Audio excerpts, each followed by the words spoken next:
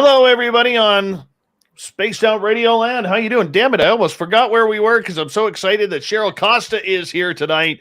And man, are we in for a good show tonight. Before we bring Cheryl in, there she is, looking lovely in her fashionable red sweater tonight. You know, let's give a big hello to everyone who is here so far in the gold medal position. We have Alaska's greatest athlete, the gorgeous and talented Emily Bigelow. The stunning Cosmic Fleur takes home silver, a 1-2 punch for the ladies.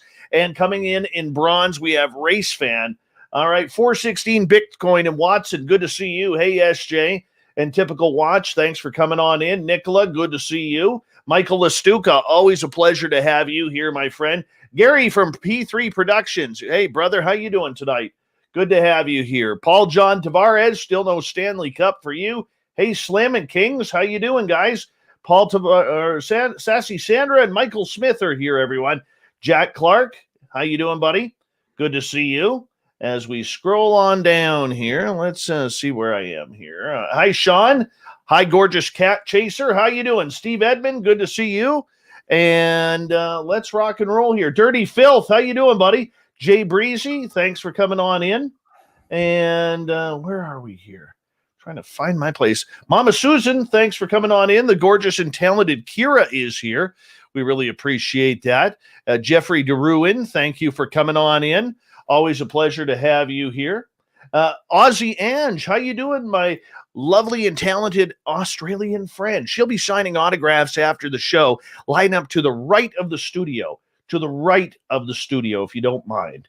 Okay, moving on. Hey, brother Aiden, how you doing? Good to see you. Olin, what's happening? Abe Troff is here. Abe will be signing autographs after the show. Line up to the right or the left. One of the two. He's signing autographs along with Ozzy Ange. It's always a pleasure to have them there. Richard Elmore, how you doing, man? Good to see you. Thanks for coming on out. And as we scroll on down, gorgeous Renee is here, everyone. So say hello. She likes a good wave, so make sure you wave back to her. She would appreciate that. Matthew Anderson, thank you for joining us. And scrolling on down, the lovely and talented Jessica Lee is here. Yes, if you get a picture of her, she has great teeth. Proper oral hygiene there, let me tell you. Peter Venkman, thank you for coming on in. Appreciate you coming in and joining us. The lovely Jenny, our wrench, how are you? Thank you for coming here. Bushy Button. Sorry, Cat Chaser. I don't get it. What did I miss? Okay, Cheryl. I'll leave that to you. Bushy Button, how you doing? Millennium, good to see you. Jello Putin, how you doing, guys?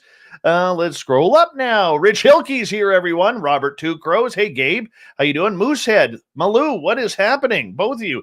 H.L. Westlake, good to see you back. Haven't been here in a while. As we scroll on down, or scrolling up, the gorgeous and talented Teresa is here. Fapster and Oumuamua have joined us.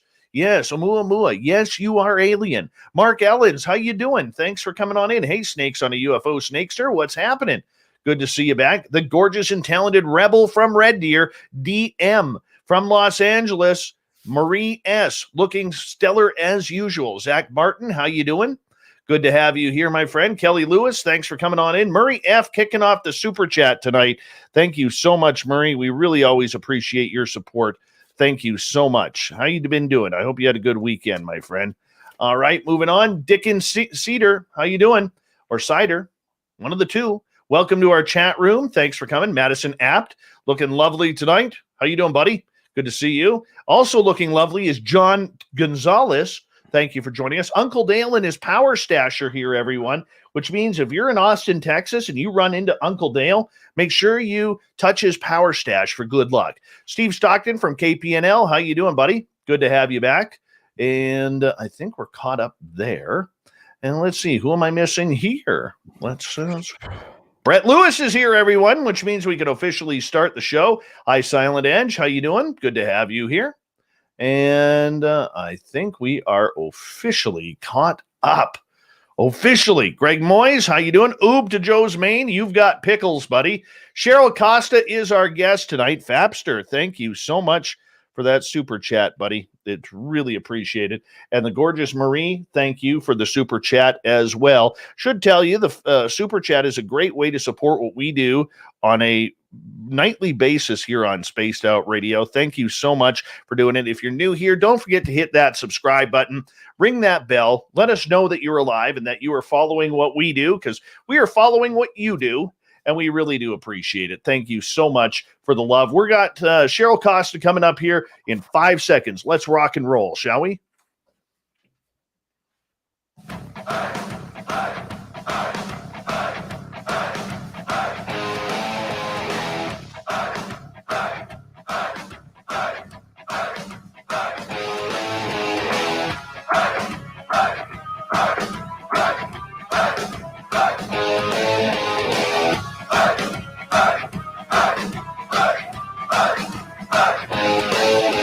From the mountains of central British Columbia to you listening around the world, this, my friends, is Spaced Out Radio. I am your host, Dave Scott, sitting in the captain's chair of SOR headquarters. We welcome you to tonight's show and our terrestrial affiliates around North America, digitally on TalkStream Live, Revolution Radio, and KPNL. All of our archives are free by going to youtube.com/Spaced Out Radio. Just do old Davey the favor, hit that subscribe button. You can follow us on Twitter at Spaced Out Radio and on Instagram at Spaced Out Radio Show.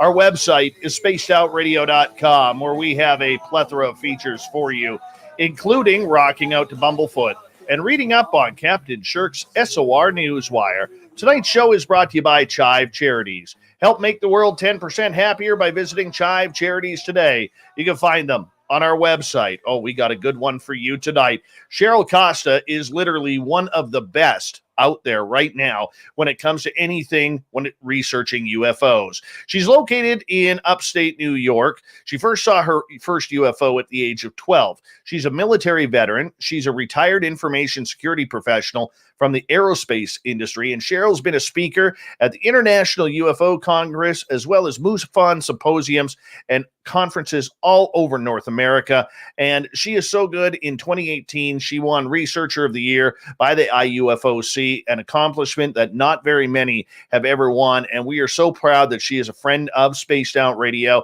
And, you know, with June 25th coming up very, very quickly here, Cheryl, I don't think there's a better time to have someone of your stature on this show. Thank you so much for joining us to talk UFOs with us tonight.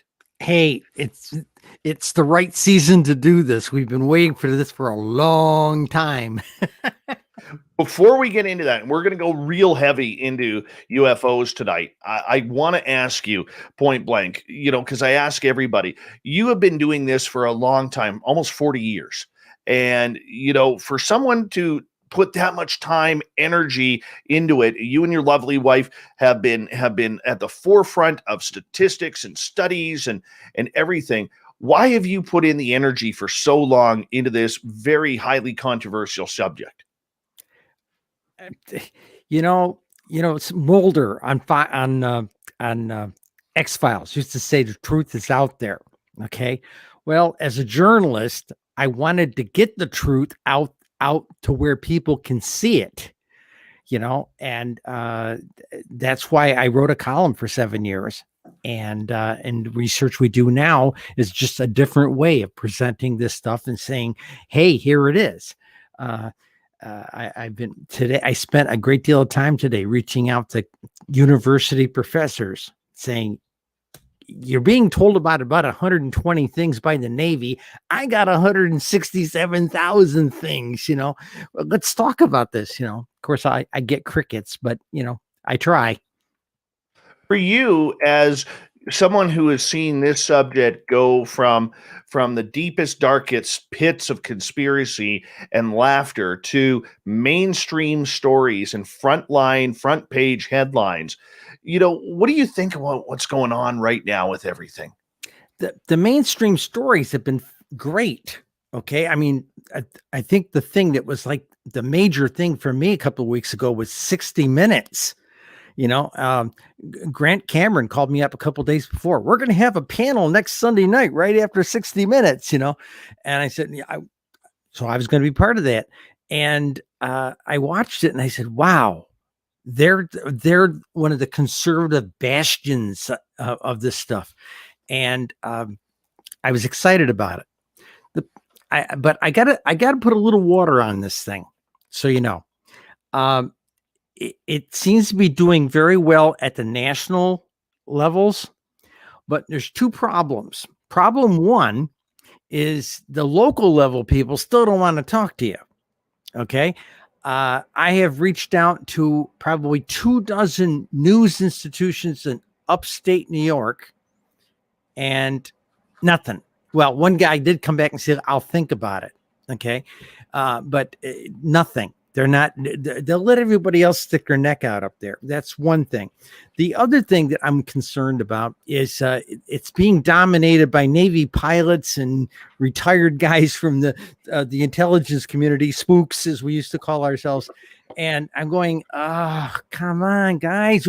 I've got the data here. I got almost a 500-page book here. You know, I mean, don't tell me these things are Chinese. And nobody will talk to you. We're still the unwashed, goofy kooks and crackpots that they came to know for years, as far as they're concerned. That's what I'm getting a lot of. I told one news agency, hey, I'm a UFO statistician. And they came back and said, there's no such thing as a UFO statistician. I don't mean to laugh, but I mean, you know, yeah. You can't cure stupid, you know. No, you can't. No, you can't. But Cheryl, you know, you were someone who I highly respect in this field, and you were someone who I am extremely blessed to call a friend and a mentor in your research and in the way that you have really dug deep into the statistics and everything. And we're going to focus on that a little bit later in the show, because I did get a report from you that I do want to go over, but I want to get your feeling on June 25th coming up here, because there is a lot expected that the UFO world wants to see happen. I don't think we're going to see aliens. I don't think we're going to see public sightings like the Phoenix Lights or anything like that. I think we're going to get more videos and maybe a couple more pilots coming out, but I think they're going to keep this very militarized coming on the 25th of June, when that report is supposed to come out from the Pentagon. For you, what's your take on all of this? Should we be excited? Should we be timid? How are you going about this? Okay. I have had a lot of people calling me up that used to say, you're a tinfoil hat person. Okay. And they're apologizing now. They're saying, oh my God, this stuff is real. Okay. But what I'm concerned about is particularly the UFO community. We all want to drink from the fire hose. We want that alien. You know, we want them to parade out a couple of grays or something. You know, we really want that. We want somebody to stand up. Yeah, Roswell was real. You know, we want all that stuff. And remember that 80% of the population in polls, only 36% are us. You know, and then there's about a 45 to 48% that happens to be on the fence. And there's 17% out there, which is about 40 million people. That's not an exact count, but it's about 40 million people that say this is all baloney. So they've got to balance the story. I mean, I've been seeing, there was a professor wrote Dr. Frank wrote an op-ed piece for the New York Times about a week or two ago. And he said, oh, people are asking me about aliens and everything. And he blew it all off. But, you know, he was saying, well, UFOs have been around since 1947. They've been around since biblical times. You know, he went down the list of all these things that he stuck his foot into because he doesn't know squat about it. And that's the problem. Academia has not studied this in general, not, you know, no insults to Dr. Bob, generally have not studied this stuff and have, especially since 1968, when Dr. Condon said, oh, nothing here to study, you know. Dr. Condon, may he rot in hell, because he has put this country 50 years behind the 8 ball in understanding this stuff. I'm sorry I say it that way. Well, it's an emotional subject, especially as we get closer to what is going on here, Cheryl. And, for me, I know for a fact that they are not going to talk aliens. Yeah. I've already been tipped off that aliens are not going to be a part of that conversation. And I'm very okay with that because I don't believe that the public in general is very much understanding about how real the extraterrestrial phenomena is.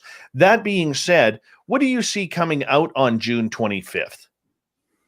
Um, that little leaked story that was in the New York Times the other day kind of suggested it's going to be, hey, we had 120 of these things around our fleets and bases and everything. Well, Lou Alessandro told you that stuff a few years ago. He didn't give you the numbers, but he said they loiter around our high technology, the fleets and our most advanced bases. But most bases in the United States are not advanced. A lot of them got decommissioned to reserve and National Guard kind of bases after the Cold War in the early 90s. So there's only a few places they're loitering around, but they're going to make a big deal out of that. I know they're going to do that.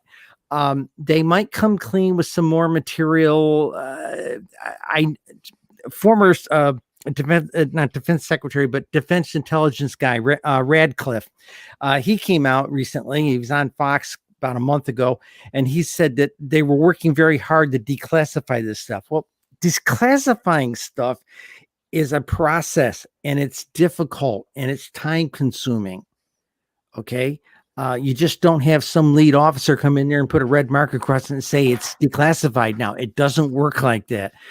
They have committees and things. So they've been working very hard. That 6-month window, I've been more afraid of, that they're going to come out on the 25th and said, hey, we need another 6 months. I lived in DC for 30 years. That's more their style. You know what? I can see it being postponed. I really can. And I'll tell you why, at least my opinion of it. There is 70 years of secret since Roswell that they still have to figure how to cover up. They don't want to answer questions about Roswell or the Marfa lights or Kecksburg or the Phoenix lights or anything like that. They want to keep this, in my opinion, so military that there is no moving one way or another. And, when we still see the media, is it Russia? Is it China? They have the perfect narrative right there to keep it quiet. Which narrative do you think that they are going to go on? Are they going to go with it's strictly military, or do you see them going down the road of it's Russia, it's China? That's the goofy thing. April 4th, 1952, Truman said they're not manufactured on this by any nation on this world. Okay. Our military's been telling us this stuff for 70 years. They're real.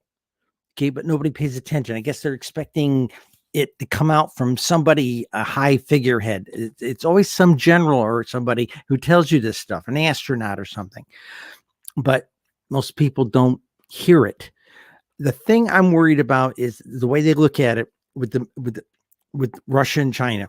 They're going to start touting out they got hypersonic weapons, Well, yeah, okay, that's their way of explaining the fact that these things are traveling at 20 times the speed of sound or something like that, and stop on a dime or something, and they forget also this other 70 or 80 years worth of stuff where ET or whoever it is doing it is flying circles around everything we've had in the air for 70 years, and they're still doing it.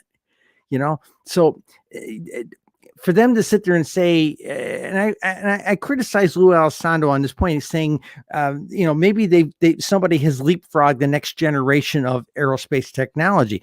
Perhaps somebody has, but remember what, I can't remember the guy's name, and I work for Lockheed. I don't remember the guy's name. He said, we've got stuff in the desert that's the next 40 years of aviation. So yeah, there's all that development out there, but are they going to tell us about all this stuff? Are they going to tout out aliens? I don't know, because the way what was leaked doesn't address the last 70 years of this stuff. And it's been going on for a long time, as we all know. So Yeah, and you know, that's the big one for me is we don't know, and they're not going to tell us about the toys that are happening. They're not going to tell us about what they have, what's ours, what's not. The secrets that they have to claim right now is is impossible for them to come out with a clean report. You know, it's very tough.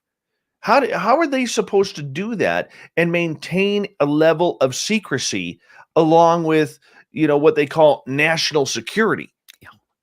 okay, there was a thing told to me many years ago when I was writing my newspaper column on UFOs, and a very learned person, I want to say it was Stanton Friedman, but I'm not positive. I don't remember who it was that was telling me this, but it was somebody his kind of stature. He said it was sort of like, you know, the husband comes to his wife and said, "Honey, I had an affair. I apologize." And she looks back at him and say, "Thank you for your honesty. What else have you been lying to me about?" And that's what this has been. 70 years of what else have you been lying to us about? Okay. And are they going to come clean about all that stuff? I mean, I understand when Roswell happened, it was only 10 years before they had Orson Welles scared half the country with his radio program. The Martians are coming. People were taking their kids in the backyard and were waiting to shoot them if the Martians showed up. So they still had that in recent memory, and that was a darn good reason because people weren't ready to hear the truth on this sort of thing. And that's what the Robinson panel did. And they said, we need to educate people. So in the 40s and 50s, who was in the movies with the aliens? Bug-eyed, slimy monsters of some sort. Now, aliens are among our most revered fictional characters in the movies and in our books and things. Mr. Spock, Doctor Who, Chewbacca, you know, pick these folks. They are revered. We've been educated. I think most people would sync up if they told it to us straight. Granted, there are 40 million people in that 17% group I told you about that might go jump off a bridge. Who knows? Depends upon how it's handled. Well, that's the scary thing is, I mean, that we haven't even got into the fact of what are we going to do if all of a sudden they bring in aliens? Because I sure as hell do not believe for a second the public is ready. I mean, I know in the UFO world, many believe that I am in the minority of that thinking, but I got to tell you, I've done a lot of analyzing on this and talking to people, and I really do not believe for a second or trust for a second that the public has any respect whatsoever for or understanding whatsoever, pardon me, for what the topic is. You know what I'm saying? Yeah, there's gonna be a lot of this. Oh my God, I always thought that was fake stuff. You know, I mean, I've already had that from some of the ladies who live in my apartment complex. You know, but I also let's see, how do I want to say this? I think the big narrative thing here is you asked me this a few months ago on the radio, and I've had other people asking me this on other radio programs. Why now? And I think this whole thing with the UFOs going around, buzzing around like bees around our fleet and things like this, I think ET's been trying to escalate this thing for them to loosen up and tell the story. Because I never used to hear about them doing it all the time, you know, not on the scale of what we're doing. And it wasn't so much the intelligence agencies weren't telling us, that pilots came forward and pushed this issue. Radcliffe told us this. He said a number of years ago, when this stuff started happening, about 20 years ago, none of the defense intelligence agencies, and there's a bunch of them, wanted to touch it because this UFO thing has a stigma and nobody wanted to be painted with that stigma brush. Very true. And nobody would touch it. Thank goodness Navy intelligence stepped up to it. Okay. But they're behind the 8 ball. Okay. Now there are compartment. They can't say they don't know anything about it because Lou Alessandro told me he had the clearances to pick open every one of those top secret compartments and go read stuff, provided they could find it, because the cataloging system in the government is horrible. But he told me straight up. He said, "I've been in most of it." I said, "Was it worth the read?" And he's got a very stoic look. He's very, very stoic. And this guy's face lit up like a kid on Christmas morning. He's, yeah, it was worth it, So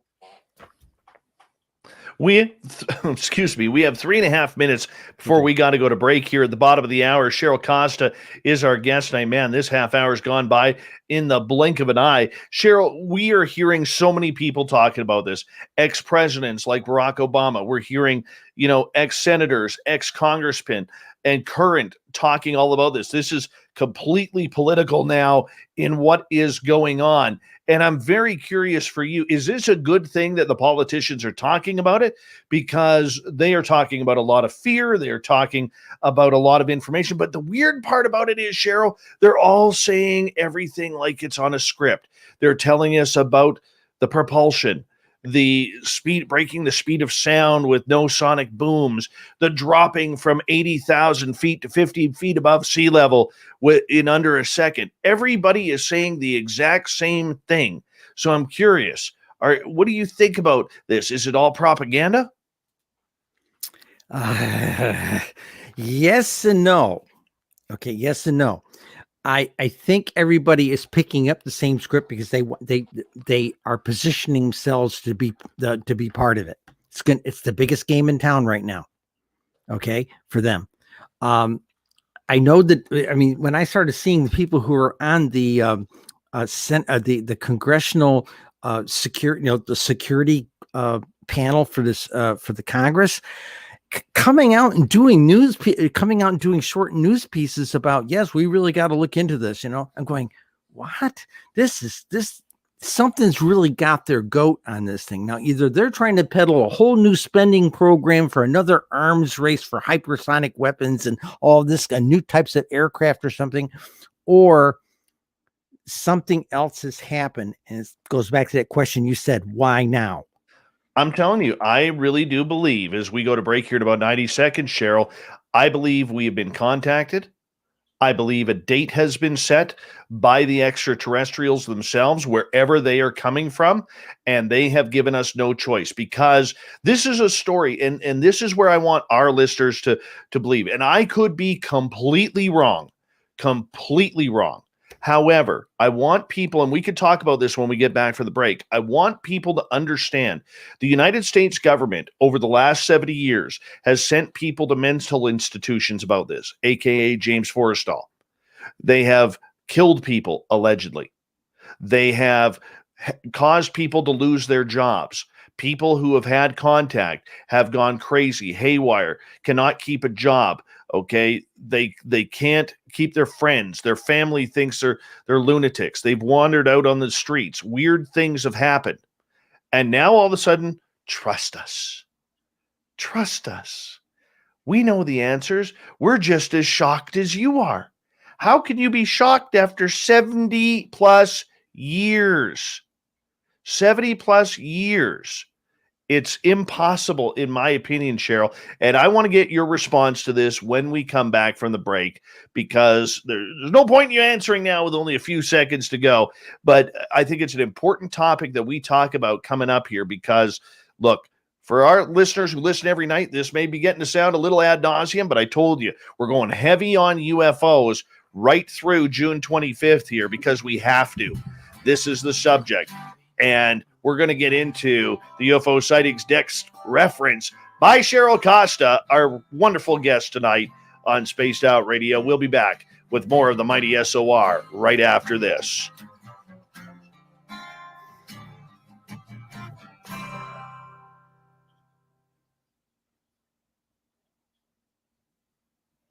All right, we're clear. Just a reminder, our YouTube audience and Twitch audience and Spreaker audience can hear us. Okay, that's fine. Yeah.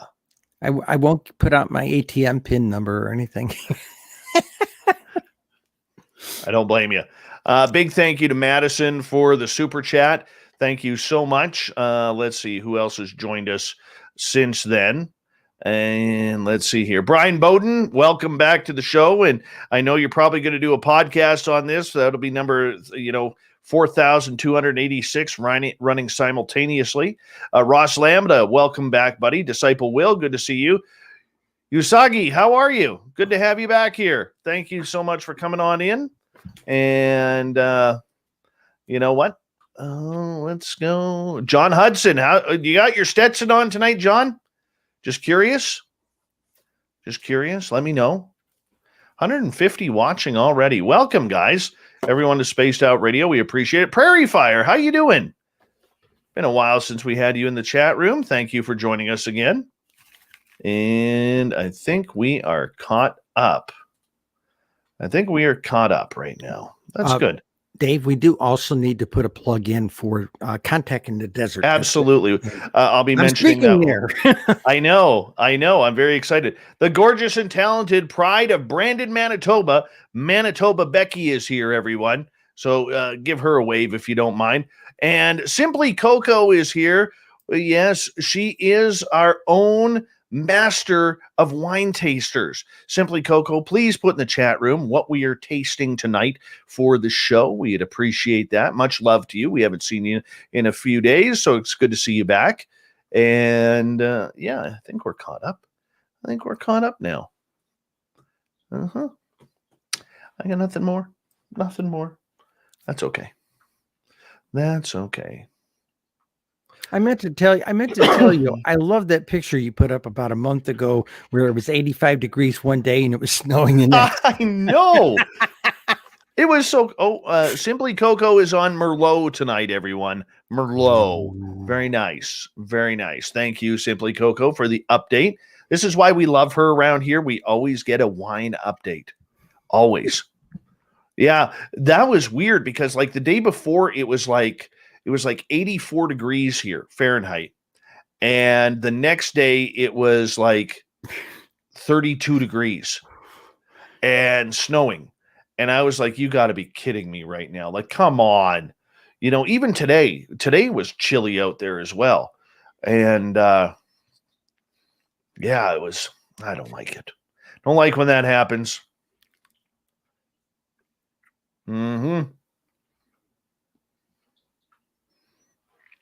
This is quite the setup with everything you're doing here.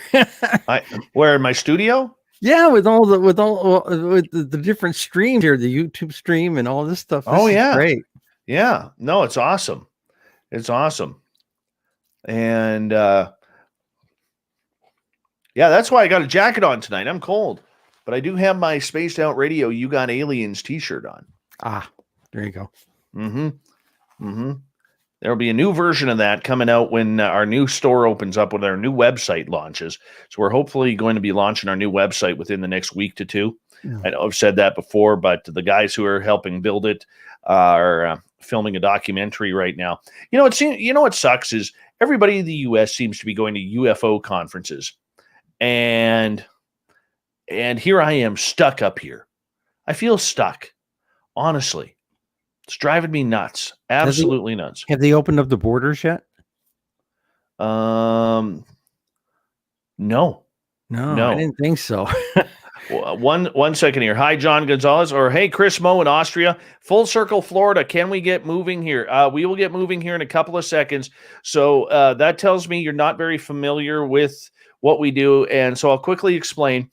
We are a live radio show, so when we're just BSing here between the music, it's because I have to time out for our radio stations who will play this show, and I got to make sure I hit the commercial breaks at a certain amount of time. So that's why we're a little bit of a different format. I apologize if it's different and it's not what you're used to, but it is something that we have to do. So this way, this show could broadcast on terrestrial radio as well. But I do hope that you enjoy it, and I hope you have a fun time with us and stick around in our chat room because we love new people around here, and we try to be pretty damn good people. That's for sure. We try to. So, yeah. Not a problem, my friend. Thank you for joining us in our chat room, and I hope we did enough to hit that subscribe button. Okay, we're going to get going here in about 15 seconds. Thank you to Murray, to Fabster, to Marie, to UFO Nut, to Dickens times 4, and Madison for the super chats. Thank you to everybody new who has hit that subscribe button, and all the veterans who are tuning into the show. We love you. Here we go.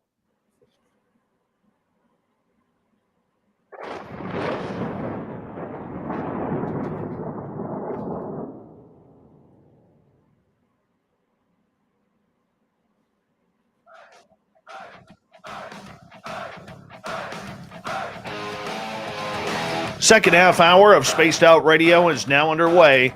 My name is Dave Scott. Thank you so much for taking the time to join us.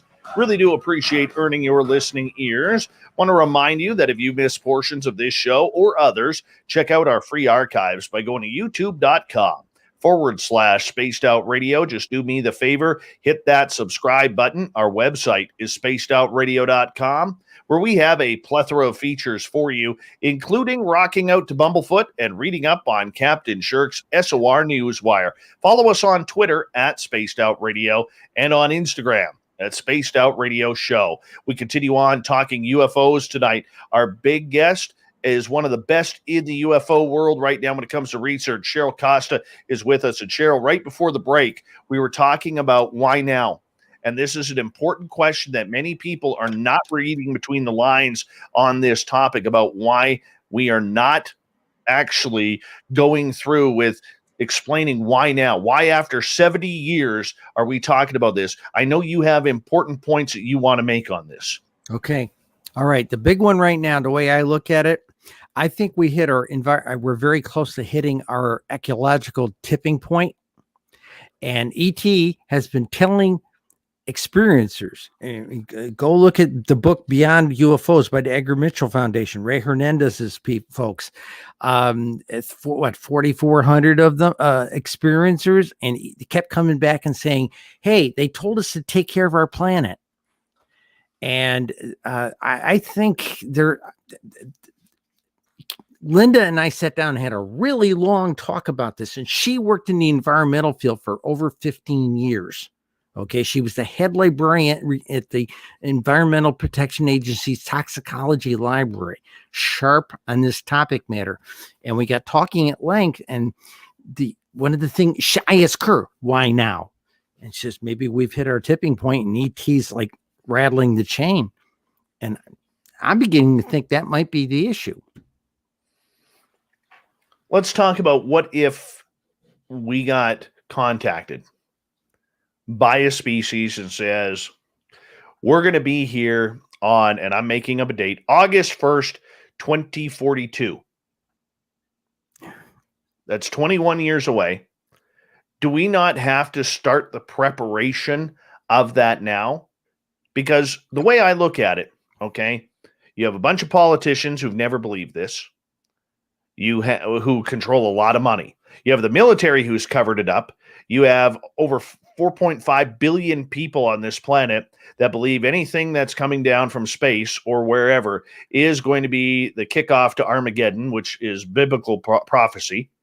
Many of them, not all of them, but many of them. You have a lot of people who are just not going to be able to handle it due to anxiety, depression, or just common fear. What's it going to do to the markets? There's a lot of stuff on the mind on how to control this. Never mind, just coming out and saying, we've got spaceships, but we're not going to confirm that they are of extraterrestrial descent, like which happened on the weekend with the papers. So for you, when you look at it, how do we bring this up? How do we make this a clear topic and still get the point across? Well, first thing, the government doesn't care about people. Okay. And I make this point. Last year, a therapist friend of mine and I wrote 3, count them, and we just tried to do a 4th, letters to the New York State Society of Social Workers, offering to come give them one of my presentations and show them how big this is and explain to them, hey, I've interviewed over 100 experiencers as a journalist, and there's some issues here. And it's not because these people are crazy. They're trying to deal with something. It's cost them marriages, things like this, because they're carrying this monkey around on their back that either can't talk about it or it's affecting how they function in their family. Some of the sailors that were with the Nimitz tactical group, they were sworn to secrecy. They couldn't tell their families. They just had their reality rattled. I talked to some of these guys at Laughlin at one of the UFO conferences down there, Laughlin, Nevada, and they told me some of these guys lost marriages because the guys were all uptight about it, and the wife would say, "All right, who is she?" And it wasn't the case. It was this situation. So people are getting the reality rattled. I think the fact that it's taking, we've been doling it out drip, drip, splash now for the last couple of years. This is an acclimation process. And I don't know how much of a splash we're going to get on the 25th, but I hope it's a significant one. Maybe it will wake some people up, particularly in the media. They're not doing their job. I agree with you that the media is not doing their job. I mean, I heard a seasoned veteran television anchor the other day interview Victor Vigiani, and one of the first things she said was, does this mean we have little green men running around? Yeah. And it's amazing how they want to throw that ad hoc question in there about wink, wink, yes. wink, grin, grin. But they have no problem taking the conversation. Is it Russia? Is it China? Is it another adversary? Who is this on Earth who is, posing this threat with these Tic Tacs? You know what I'm saying? Like, they're not asking the question. I'll give you another great example of this, Cheryl. Okay, because you and I both have journalism backgrounds. A week and a half ago, this Canadian Television Corporation, CTV, their Washington Bureau reporter interviewed Chris Mellon for 14 and a half minutes. Canadian reporter. She did not once ask a single question about Canada's involvement in this subject. It's huge. You have the main guy outside of Elizondo talking about UFOs. You have him one-on-one for 14 minutes. You're a Canadian reporter sitting in Washington, D.C., who has access to everything. And you don't ask him a simple question. What's Canada's role in ufology? Is this happening in Canada? Do we have UFOs in Canada? Like, it is faulty journalism. It's great that they are covering the story. It's fantastic that no more are we seeing the Twilight Zone music or the X-Files music. We are taking this story seriously. However, you could sure tell that the journalists sure don't know what to ask. Well, I was talking to a couple of journalists I've talked to recently. When they broke that story a couple of weeks ago with the that infrared picture of the sphere, flying along there, taken by the Omaha in 2019, I had a reporter call me up. Are sphere UFOs a thing? I said, yeah, it's the number 3 silhouette reported over the last 20 years. And there were 17,150 reports. And the guy about fell off his chair. He had another reporter come to me. We're talking. And he says, well, UFOs, there aren't very many of them. We don't hear about them.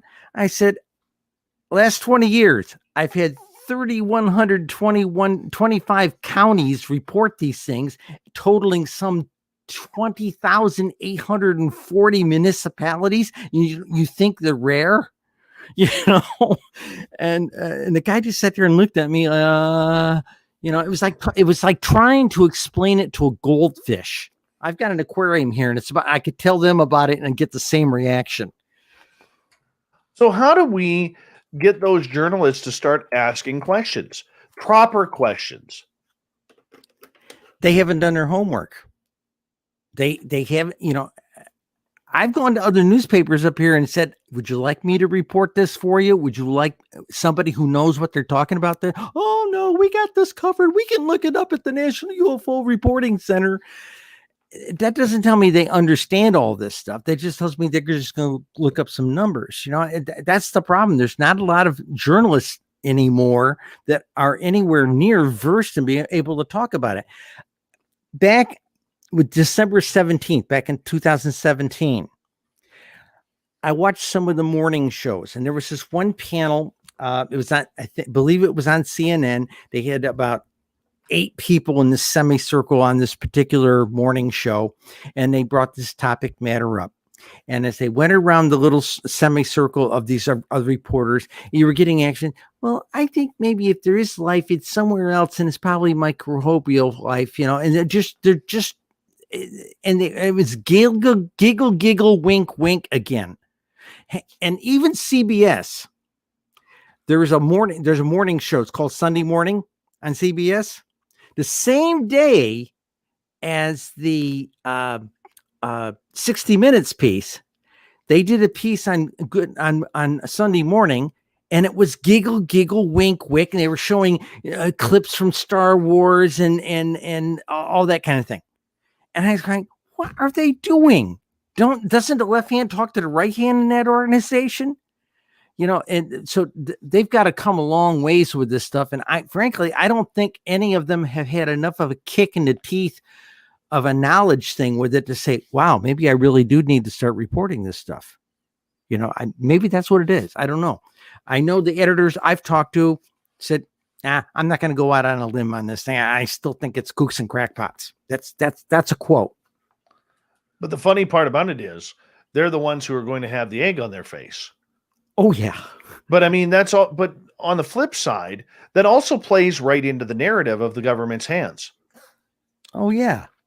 Yeah.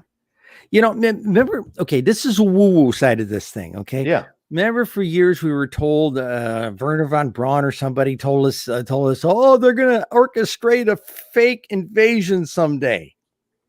Well, this sort of sounds like how they're trying to orchestrate it. Scare the snot out of us that ET's up there and we can't do it. Oh, that's why we established Space Force, what people don't realize, and I wrote several articles on this. The reason we established Space Force, and it wasn't Trump who did it. He signed the bill, but he didn't do it.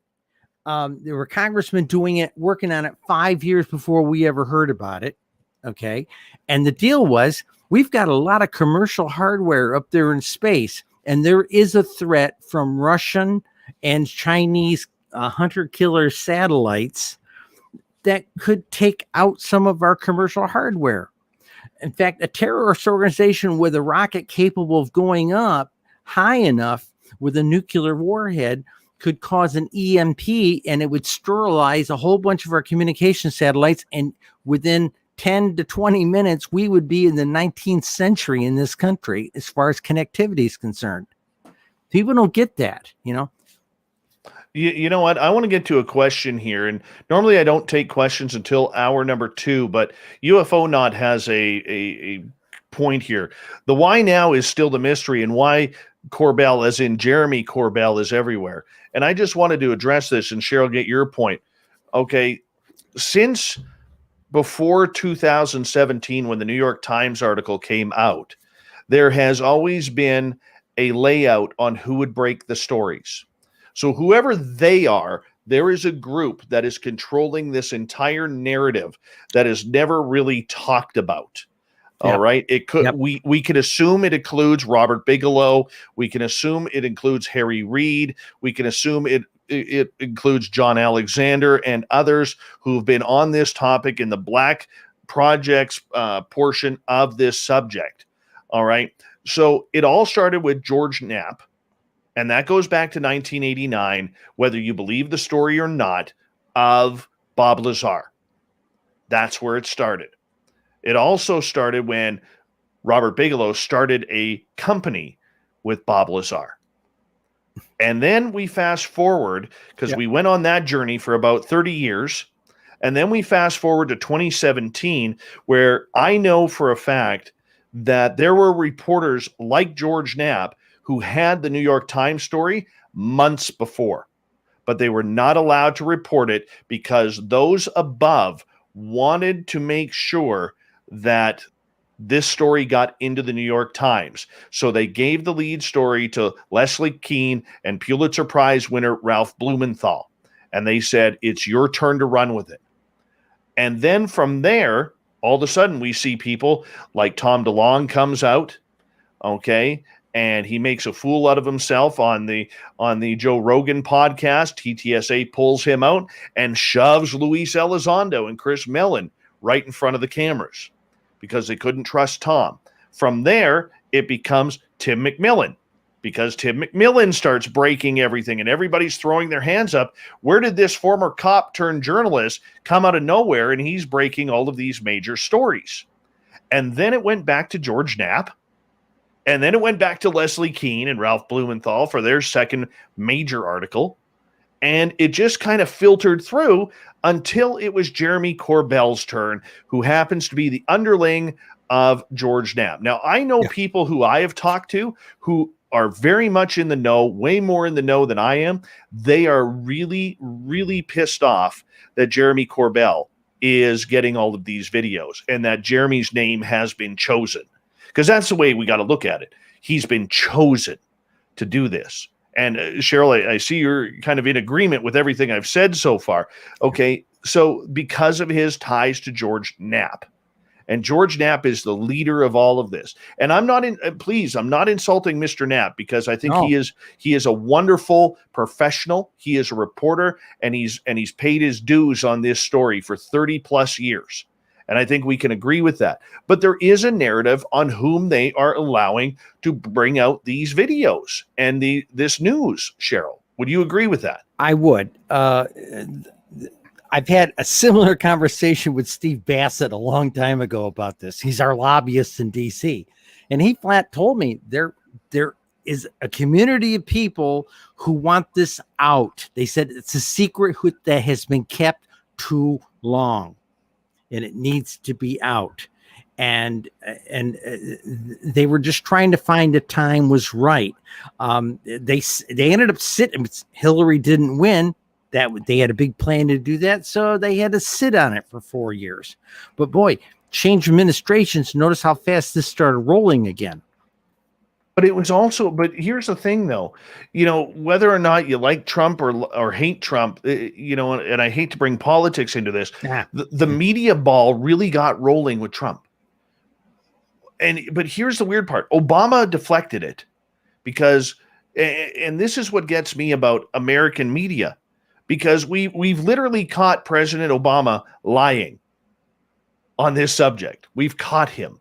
Yeah. Okay. And he can hide behind his NDAs. But the fact is, he was lying to the American people, because when he said he looked into it, he said there was nothing there a number of years ago. Yeah. And all of a sudden, he goes on James Corden shows, and now we got aliens. Well, not aliens, but we have spacecraft. And if you watch his body language, I don't know if you saw that interview, because it was the coolest thing. Right at the beginning, he knew the question was coming. So for people who don't know, when you get a president or a former president on the air, all questions have to be verified before they go live on television. So somebody like Jay Leno back in the day, or Johnny Carson, or even today, James Corden or somebody like that, they just cannot ask a question off the cuff. They have to stick to the script and those questions that are already laid out. So he knew the question was coming. He fumbled and bumbled right at the beginning, and then he went into the narrative script where he was smooth as silk, and then he went fumbling and bumbling again. Yes. It was the most interesting thing, but the fact is, in both times he said, I don't know, Cheryl, not to you, Cheryl, but he goes, right. I never knew about this. They never told me, but then he knows verbatim the script of, go ahead. Okay. Back when he was on Jimmy Kimmel, remember Jimmy Kimmel had 4 different presidents on. Okay. And when Obama was on with Jimmy Kimmel, he dithered around and everything, and then he said, well, they wouldn't appreciate if I told you what I know. I wrote an article about that one, okay, and I said, whoa, who's pulling his strings, and so yeah, there's a lot to this. Now, did Clinton know? I don't think so. I heard from numerous sources that they stiffed him for whatever reason. But again, I can't confirm it. Well, but the fact is, they're talking about, we got some big name people talking about it. And is that a good thing when you hear President Obama now talking about UFOs? I think it is. But the thing is, I want to hear Bush W say it too. Okay. There's a couple of other people there I'd like to hear say it. There was that illusion towards the end of Trump's term where he was talking with, was it Jared or somebody? And he said, wow, I've heard some very interesting things about Roswell. And going, whoa, now that's telling. How much of a briefing has he had? I don't know. Who knows where they're going with this thing? I'd like to think that this is about ET's jangled our chain. They've shown up. They said, get your people acclimated because we're coming. And people say, well, why are they coming? I got a funny feeling, maybe it's something like, remember that series back in the 80s there, Alien Nation? Somebody's going to show up at a doorstep and we got 200,000 of them in a spaceship and say, can we have a place to live? It might come down to something as simple as that, and they've got to acclimate our culture to some degree. Well, the thing is, if you look at the younger generations, as we got 3 minutes to go, they're not going to church. They're finding their own spirituality. They're finding their own ways. Like I look at my children, they totally believe in aliens in space, not because of what Dad does, but because they're just out there and saying, well, how big the universe is. Pretty easy to see that we're not alone, and their minds haven't been clouded on the subject, where all of us old goats, myself included, a lot of people around my generation, I'm 48 years old and above, we're still petrified of everything that goes on. We don't like new things. We want to, that old Simpson cartoon, where the old man's shaking his fist at a cloud. That's the way we are with everything. There's a majority of us who don't want to open up to the possibilities. There's too many people who want to be told what to believe. And that was always one of the complaints with the Robinson panel. There was people won't know who to believe in, I'm sorry. I lived in a Buddhist monastery for 7 years, and they basically told us the universe is teeming with life. So it was pretty settled for me,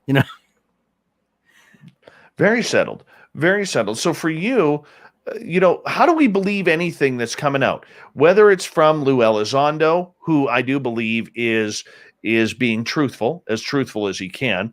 And, my opinion has changed on that over the last few years. Okay. But who do we believe now? Who can we take direction from? I know we're up against break, but okay, real quick story.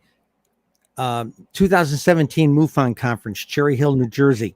I had a little desk at the vendor suite. If you told us your state and your county, we'd print out UFO sightings for the last 15 years. Okay.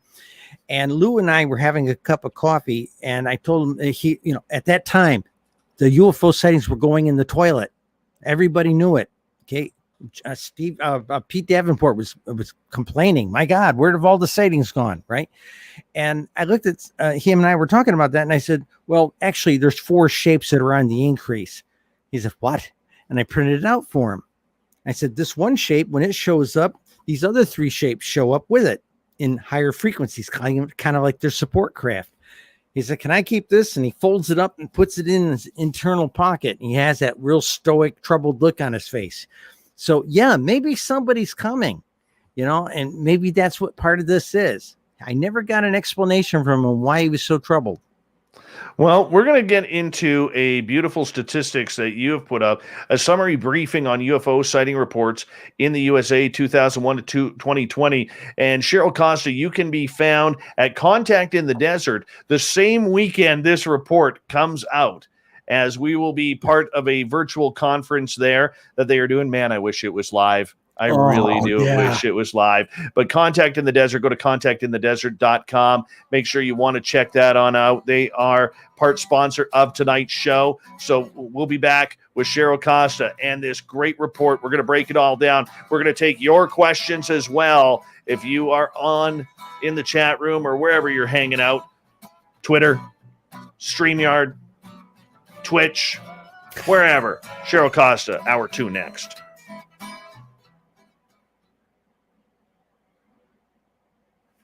All right, Cheryl, I'm just going to run my dogs outside. I'll be right Enjoy. back for a second. Hey, Stu Gerson, how you doing, buddy? Pink Dude, welcome. Nibkish, good to see you again. And I'm telling you right now, Dickens, I don't know how I'm not able. You're barely making me hold in my laughter here. I am on pins and needles. You're making me laugh internally, and I just can't show it on the show. But damn it, man, you're pissing me off with that those comments in a good way, not a bad way, in a good way. You're making me laugh internally. Thank you so much for all those super chats. I'll be right back here, guys. Cheryl, I'm just gonna put you to the side there, and I will be right back.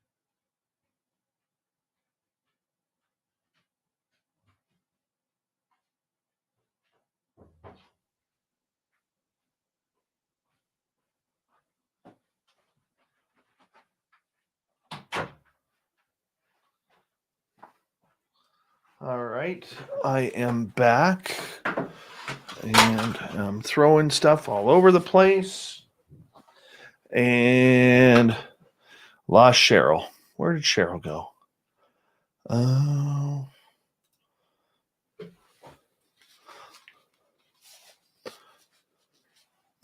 Yeah, that's not nice, Dickens. That's not nice on that one. Come on. Keep it clean, man.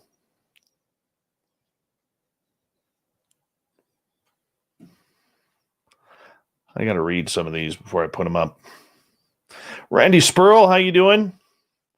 Thank you for joining us. All right, where is Cheryl?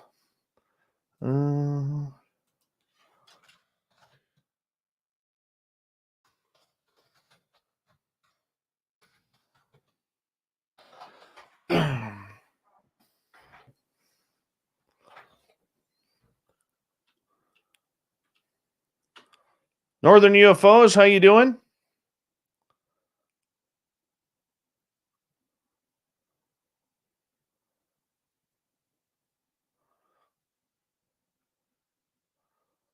Mm-hmm.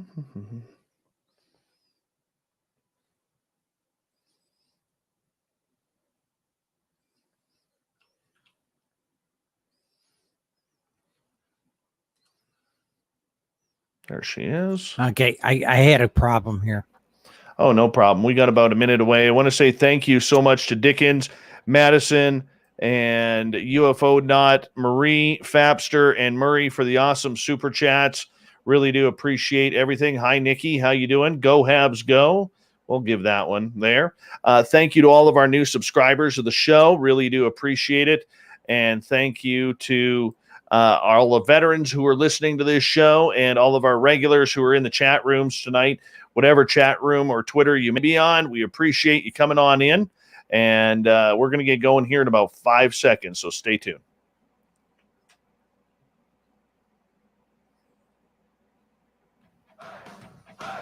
You're listening to Spaced Out Radio with Dave Scott. Follow Dave on Twitter at Spaced Out Radio and on Facebook, Spaced Out Radio Show. Hour number 2 of Spaced Out Radio is now underway. My name is Dave Scott. Thank you so much for taking the time to join us. We really appreciate earning your listening ears wherever you are on this beautiful planet we call Earth. Want to say thank you to everyone listening in on our terrestrial affiliates around North America, digitally on TalkStream Live, Revolution Radio, and KPNL. All of our archives are free by going to youtube.com/Spaced Out Radio. Just do me the favor, hit that subscribe button. The Desert Clam has set the password for tonight in the SOR Space Travelers Club. Betel. Betel is your password. Use it wisely, space travelers, as the Clam sets the password each and every night right here on Spaced Out Radio. Our website is spacedoutradio.com, where we have a plethora of features for you, including rocking out to Bumblefoot and reading up on Captain Shirk's SOR Newswire. Follow us on Twitter at Spaced Out Radio and on Instagram at Spaced Out Radio Show. We continue on tonight with Cheryl Costa, hanging on out, talking UFOs all night long. She will be a part of Contact in the Desert coming up here in a couple of weeks. It's a virtual conference where you could go on to Contact in the Desert's website and get your virtual tickets for the event there. Cheryl has a great report out that we're going to be talking about momentarily called A Summary Briefing on UFO Sighting Reports in the USA 2001 to 2020. Cheryl, thank you so much for joining us. Happy to be here. Me too. We're glad to have you here too as well. Now, you and your wife, Linda, did a wonderful report on this subject about all facets of the phenomena. What took you down this road? Well, when we were writing the book, we had to we wanted to explain what we learned. Okay, we've been doing the last six to 7 years. We have 6,000 hours in on this stuff, analyzing the data, chewing on it, arguing about it, writing about it, all this sort of thing. And this new book, this pink book, was a product of probably 1,400 hours just by itself. And we actually started working on it back in 2020 during the lockdown. So there was a lot to it. And the report I sent you is one of the chapters from the book called Measuring the Phenomena. And we basically wanted to show everybody, here's what the data taught us about UFO sightings in the United States. So for you, if we go through this point by point, you know, the first section that I really came across that really kind of hit me was what we know they are not. Let's go through that. What are these craft, whether it's the Tic Tacs, black triangles, you know, these orbs that people are seeing, these orange rods that people are seeing, what are they not? Well, okay. In our book, we basically said, you know, are you talking about the part where we said we don't know where they're from, we don't know how they got here? Okay, we don't know where they're from, we don't know how they got here, we don't know how they power their ships, we don't know how they transition the great distances from where they were to where we are. That's a common argument I hear from editors. Oh, they can't get here from there. We don't have a dead alien. We don't have a crashed ship. We don't know any of that stuff. We don't care who's flying them. We just measured the phenomena. Okay, so are you positive then that we're not looking at anything that's human made from some desert in the middle of the United States, whether it's Area 51 or Dugway or places like that, or Russia, China, Japan, or any other technologically advanced country in this planet? I hate to say this. If the shapes that Linda and I think are the 30% that really count, the 30% of those 35 shapes that really count, the real non-aerodynamic shapes, maybe we are in trouble, like the defense guys are saying, okay? Because I don't think Russia's got that. I don't think we have that. It's beyond anything we've got. Now, if we do have it, I'm a taxpayer and I'd like to know that we have it. You spent my tax money playing with all these toys out in the desert. I want to know about it, you know? And I've heard a lot of people say that, you know, I, as a taxpayer, if you've got one of these, hey, 2012, before I started writing my column, yeah, I saw one of those triangle ships. I'm not talking something that looks like a B-1 bomber. I'm talking the 2-3 stories high football field length thing going blotting out the stars, making a humming sound and moving about 35-40 miles an hour leisurely over my town. If we've got something like that, I'd like to know that we spent our money on that. I'd like to know we got our money's worth.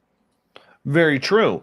And do you think that some of this technology that we are seeing is from Lockheed Skunk Works or other places that are looking into advanced technology? Because if we take Ben Rich's word back in 1992 verbatim, it really is saying that we're 60 to 80 years ahead of what the public sees. Yeah, he's probably very right. I know people who have been out there to that.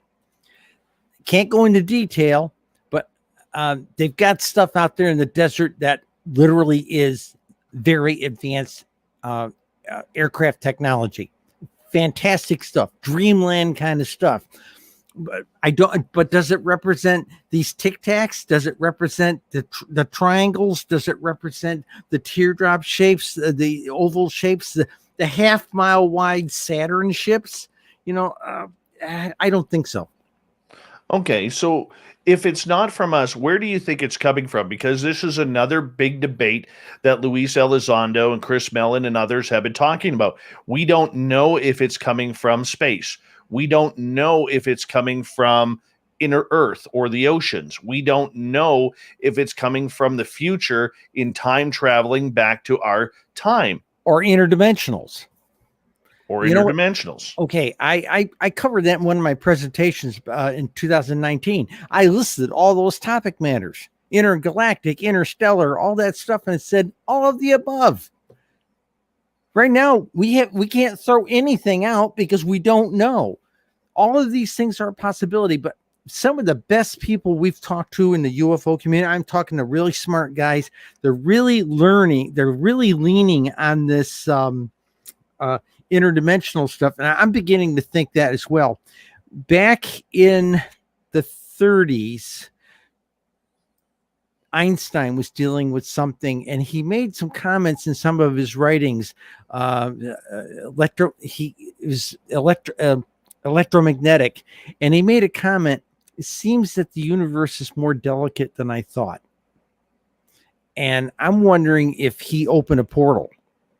Okay, a small one in the lab. Okay. And I think maybe that might be part of it, but here's the deal. When we had these things since biblical times, but not in huge volumes. Heck, the Roman centurions logged this stuff back in the day. But when did we really start seeing these things? After we detonated 3 nukes in 1945.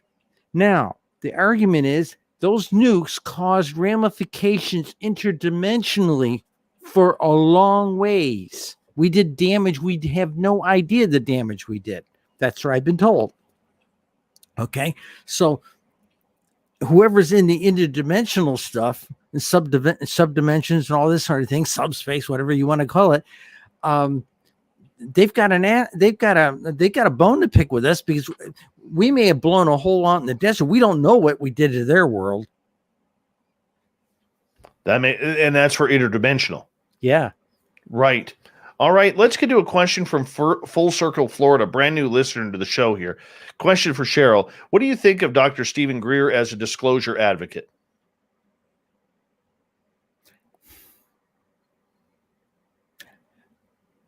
I like the stuff that he was, like in Phenomena. I'm an advocate for the kind of CE5 technology he was propagating. I can't judge him on what he says all the time. I really don't feel comfortable judging the guy. Okay. He's got perspective, and I've had people who know a lot about him tell me things, because I don't know him personally, but basically he's had his fingers into some of these dark guys for a long time too. So I don't know what to believe with him, but his CE5 technology is solid as far as I'm concerned. I know several people and numerous people in CE5 organizations. They've done some amazing stuff, and I don't have a problem with that stuff. Greer says a lot of strange stuff. I can't talk to it. I really can't. Do you believe the idea about the potentiality for a false flag alien invasion that he is pushing and believes that could be happening right now as we speak? Well, that's that thing I talked about earlier in the show. Von Braun talked about it. Heck, Dolan talked about it. Richard Dolan talked about something like this. Maybe that's it. And maybe the pandemic was a way of softening us up for it. I don't know. Maybe the fact that they're really pushing this military flavored thing with it, it bothers me. It bothers me a lot, because everybody who knows anything about them says they're not here. People keep saying to me, "Oh, Cheryl, they're going to invade us." And I said, "Oh God, they could have stomped us out in 1561 for goodness sakes." I mean, I don't believe that that's their agenda. I really don't believe that's their agenda. They could have done it a long time ago. They would have done it when our major weapons were bow and arrows and spears. Yeah, if they wanted to.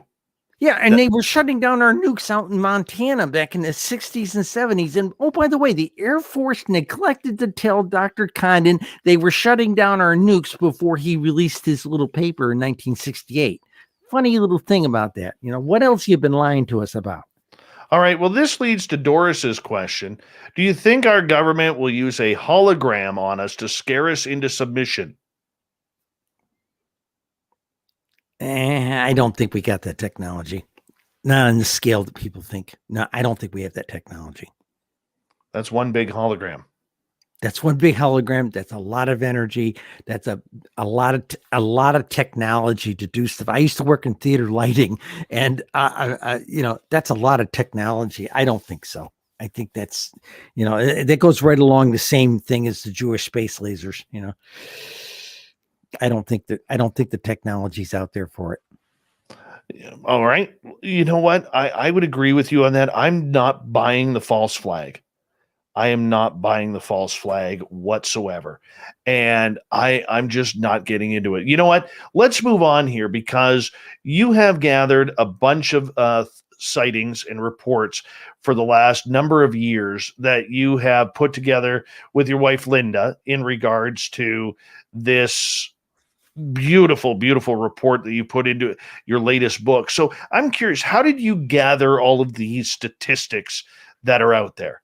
Well, first thing, we started back in 2016, pulling down data from National UFO Reporting Center.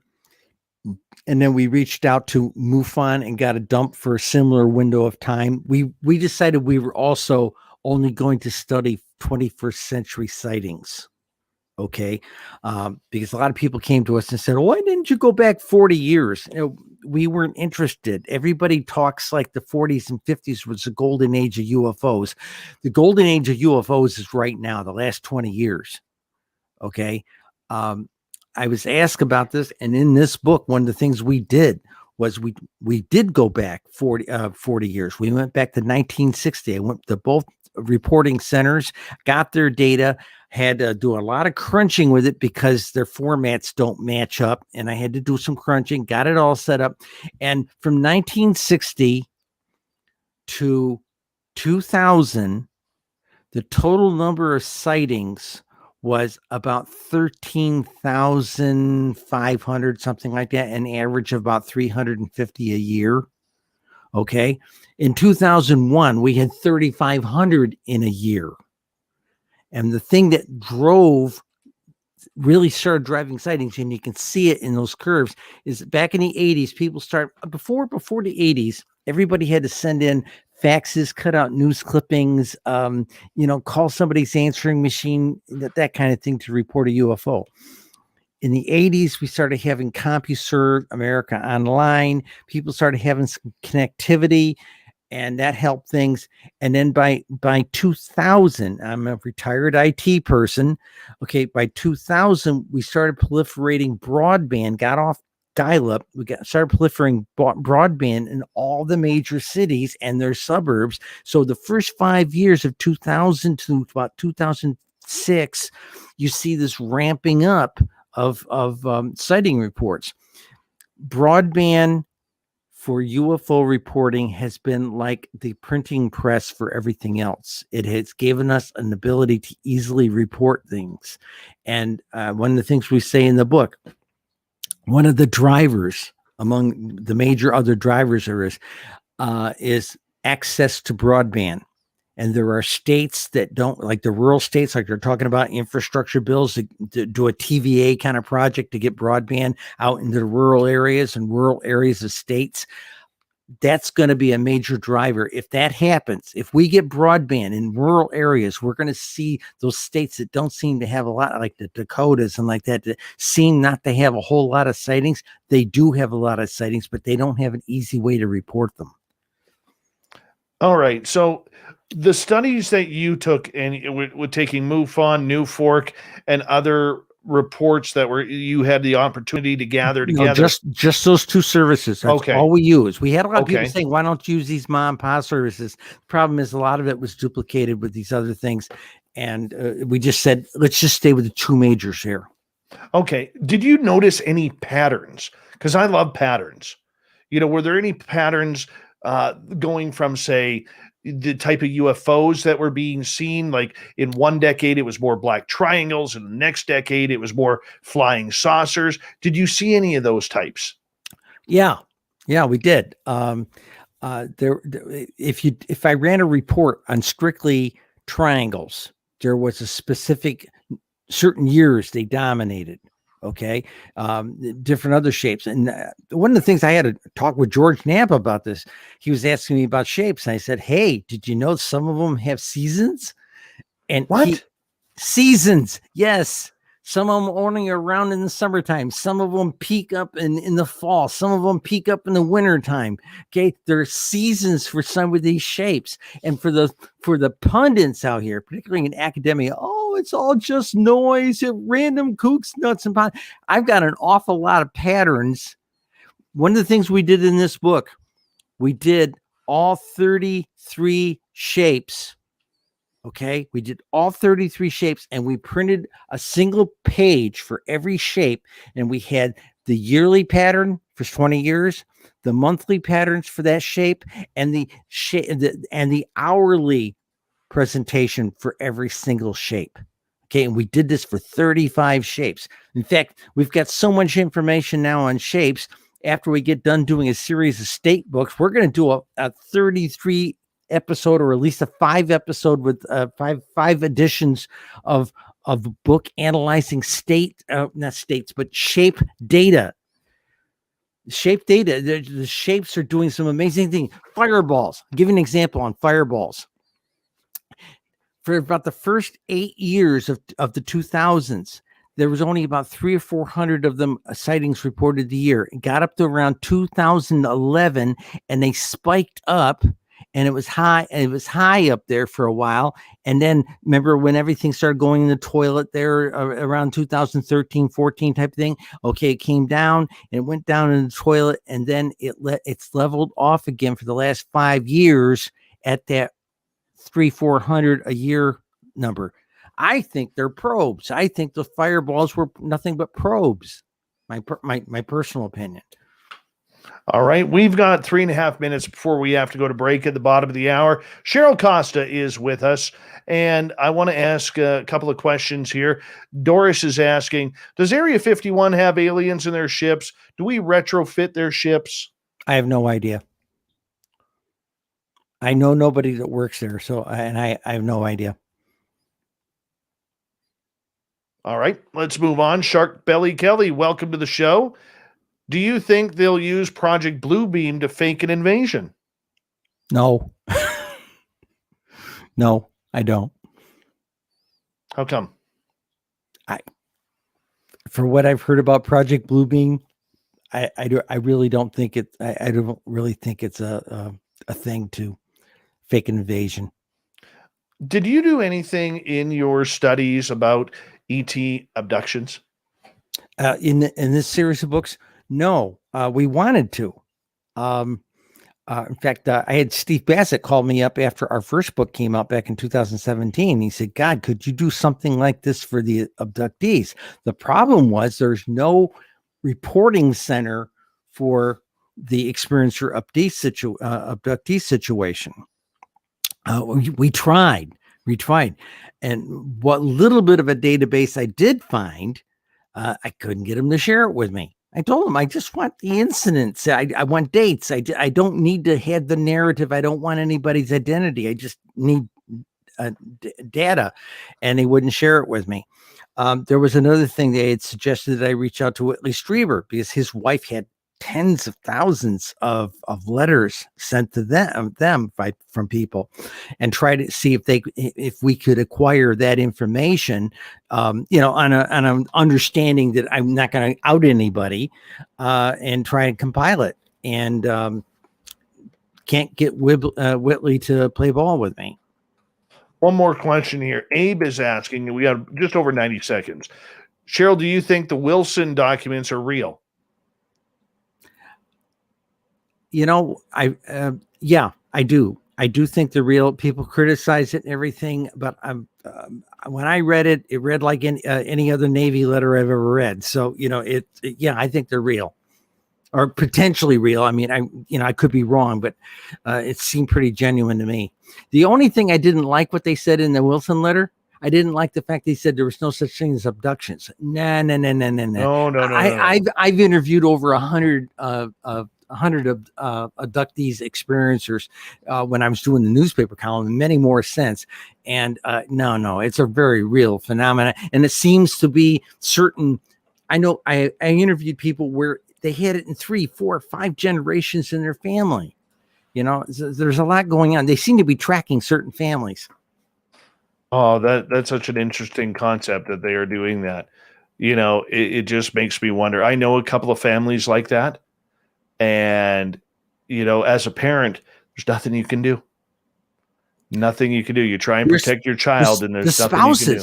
I've had the spouses come to me. I can't do a thing. I can't protect my spouse. I've had husbands say this. I've had wives say this to me. I can't protect my spouse. They come, I can't move in bed, and they do something with my spouse. I hear that a lot. And then you can't go talk to a therapist because the therapist won't even talk to you about this topic matter. And when we've tried to reach out to therapists, they won't let us come present because we're the kooks and crackpots.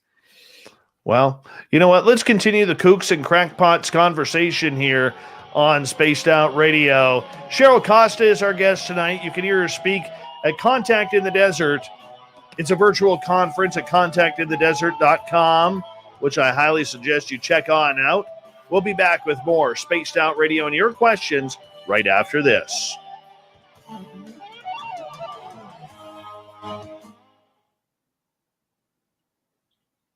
I love this question from Justin. Do you think Art Bell knows the answers now? Maybe. I think he knows more than we do. Maybe.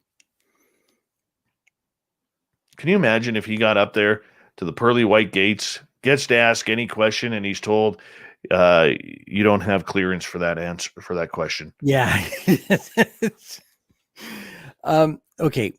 I lived in a Buddhist monastery. Okay. We tend to look at the spiritual consciousness. It's like they talk about in Star Wars. It's the Force, and all the knowledge in the universe is knowable. Mm-hmm. Okay. And Einstein's thought experiments were kind of what we used to do in the monastery to reach out to garner information. So, yeah, okay, maybe he does know. I don't know. It depends upon which one of the fine material worlds they went to. I like Bushy's comment. Art Bell reincarnated into a Pomeranian.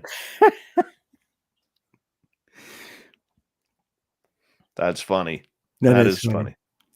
Oh, we got to be able to have some humor around here. Oh, of course. Exactly. Oh.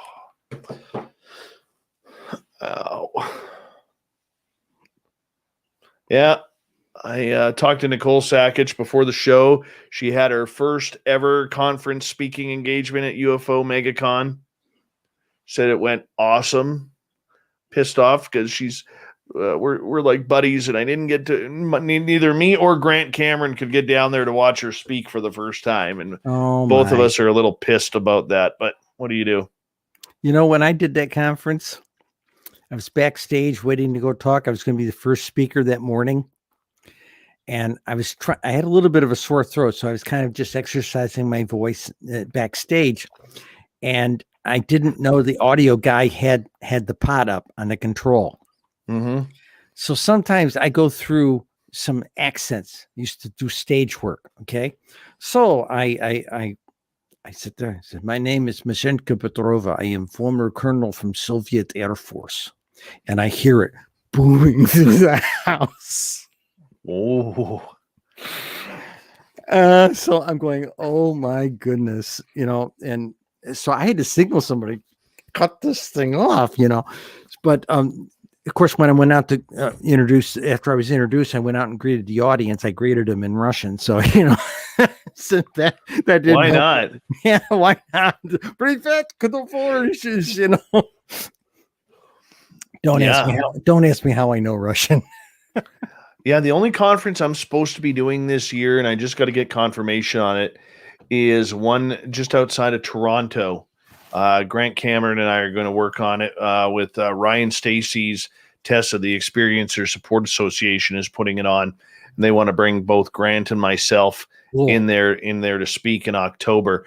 That's the only one I have scheduled for this year. And then next year, we're going to work on getting a couple of things going. I know Lorian Fenton has already asked me if I'd come down to UFO Con in San Francisco again, which I said absolutely, as long as the border's open. Yeah. And then kind of go from there, and hopefully the step in this year with helping out on a minor level with Contact in the Desert. That means we could get down there next year, because I would love to take in that conference. I really would. Well, they're still off to a rough start with conferences. The Exeter, New Hampshire conference is canceled now because the people who put it on couldn't get the city fathers to let them do more than 50% in the city hall with people. Okay. And even though most people got shots and all this stuff now, they wouldn't let them do it. Right. So I was being considered for that conference this year. Pine Bush in the Hudson Valley, on the other hand, Pine Bush has just opened up their paranormal museum nice. this past weekend, and they decided to move their this year only. They moved their when they normally do it earlier in late spring, early summer. They moved it out to September. This year. And again, people there have been talking to me about coming down and talking. Nice. So we'll see. Very nice. I'm seeing a lot of questions coming up. I will try and get to them when we come back here in like 25 seconds. I just want to ask a favor, if you don't mind. Could you please type your questions in capital letters? They are easier for me to find when I'm scrolling through the chat room that's moving pretty quick here. I would appreciate that. I will try and get them all to Cheryl. Thank you to all the super chatters tonight, especially Dickens. Appreciate that. We're going to get going here in 5 seconds.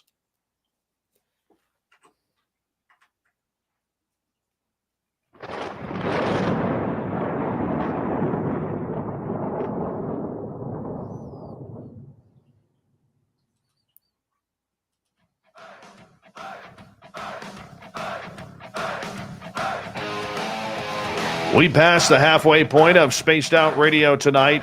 Thank you so much for tuning us in. My name is Dave Scott. Really appreciate earning your listening ears. We want to remind you that if you missed portions of this show or others, check out our free archives by going to youtube.com/Spaced Out Radio. Just do me the favor, hit that subscribe button. Our website is spacedoutradio.com, where we have a plethora of features for you, including rocking out to Bumblefoot and reading up on Captain Shirk's SOR Newswire. Follow us on Twitter at Spaced Out Radio and on Instagram at Spaced Out Radio Show.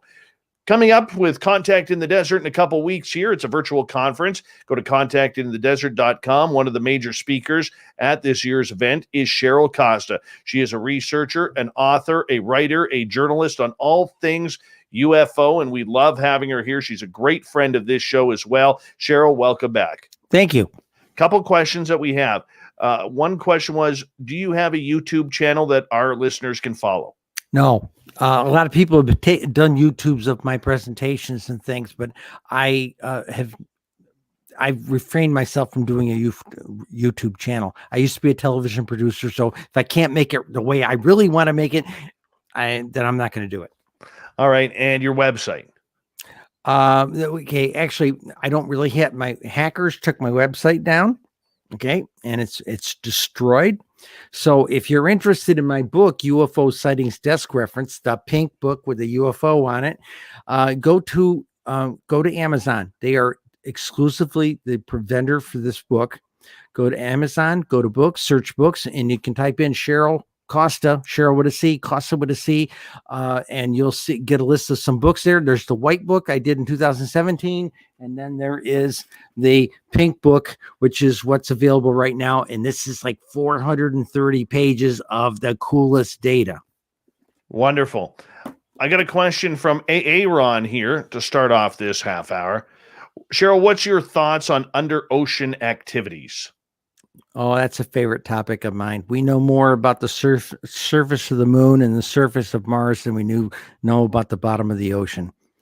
Okay. And are there civilizations living down there? I have long thought so. Okay. I'll give you one thing. When we produced our 2017 book, one of the things that came out of it was in New York State, everybody said it was the Hudson Valley was the ground zero for it, and Erie County, Niagara Frontier area. There was the Lake Erie effect. Everybody knew there was tons of UFO sightings out there. And as soon as I put county data to it, suddenly we realized there was a Monroe County, which is essentially the Rochester area, and experienced UFO guys here in New York State saying, my God, we've got a Lake Ontario effect. I did some research about that time and found out that there was, would you believe there is folk tales that talk about a civilization underneath Lake Ontario? Really? Who knew? I didn't know this. And I got this from the Canadian side. I got this from the Canadians, So, yeah, who knows, one thing I can tell you from when we did New York State, one of the major drivers with UFOs is proximity to large bodies of water. Great Lakes, the oceans, the Gulf, that kind of thing. Major bodies of water. In New York State, it represented 60% of the sightings in New York State were in areas of the state that had lots of water. We're talking the St. Lawrence Seaway. We're talking Lake Erie, Lake Ontario, the Hudson Valley, the Finger Lakes. The water's a deal. Do you think it's an energy source? Like a fuel? Again, going back to our interdimensional thinking, I think it is something to do with the water the pressure. I don't know, something like this. There's something to do with that perhaps makes it easier for them to open a dimensional portal. That, or they're living down there and we just don't see it because they got all kinds of metaphysics shields or something that, hide their culture. There have been stories where these things have come out. People on specific Navy ships back in the 40s saw things come out of the thing, fly by real quiet, had portholes in it, and beings were looking out at the sailors, that type of thing. There's been those kinds of reports over the years, So maybe there is a civilization that's living down there, and maybe right now we're seeing all kinds of marine life dying in the oceans. Okay. Jacques Cousteau told us in the mid-'80s the oceans are dying, and we're seeing a lot of this. Hundreds of whales washing up, that type of thing. Maybe the civilization that cohabits this planet, it's been down there for a long time, far more advanced than we are, has had it. Maybe they've stepped up and said, come clean with your people. We all got to live here. Maybe that's the deal. I don't know. B. Hoff is asking, Cheryl, what do you know about mantis beings?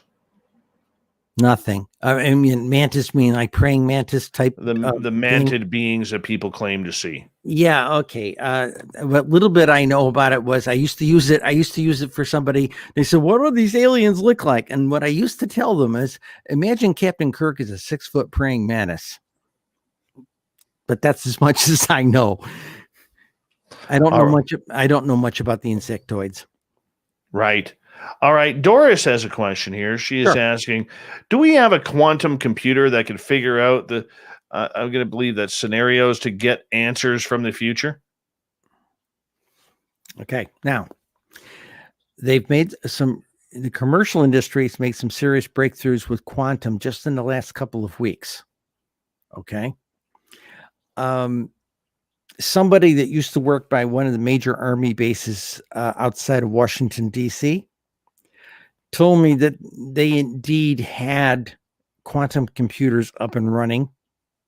And this was 6-7 years ago. This person shared this with me, and I knew him to be in that kind of field. And he said the biggest problem they have right now with it was certain psychic people came on base. It tripped the computers offline. Okay. And I know certain people who have been abductees, that type of thing, can walk into some major department store, stand in line for 10 people. And as soon as they get to the point of sale cash register, the system goes down.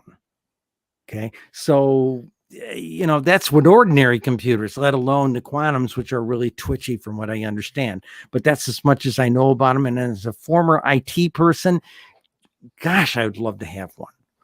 One more question before we get back to your studies here that you'll be talking about at Contact in the Desert. Jennifer is asking, do you think we'll get our answers on June 25th? The answers the UFO community wants to get? No. The answers maybe the rest of the mundane community out there would like to know the truth. That how many polls have we had that said that 80% of the population in the United States feels the government has been square with us? They want to know. When I was a reporter, I got letters on a regular basis from people in their 70s, 80s, and 90s say, before I die, I want to know, are they real? Okay. So from a compassionate standpoint, tell us the truth, I agree. I can't even say that. Do you want me to go with more audience questions, or do you want to talk about your stats? Go ahead. I like these. Okay. I like these. All right. Let's get to, I believe this is Anda1. And can UFOs time travel? And if so, did they build the pyramids? And if they could do that, can they control everything? Okay. Couple of weeks ago, I read an archaeological article, and something you didn't know, Dave. I wanted to be an archaeologist when I was in 1st, 2nd, 3rd grade time frame. And my parent, I had rope and stakes and things like this. I knew how to do the grids and everything. And this is as like a 2nd grader, the thing is, this thing came out and said they found a 2 million year old human skeleton, and it's a modern skeleton. It's a modern human. Okay.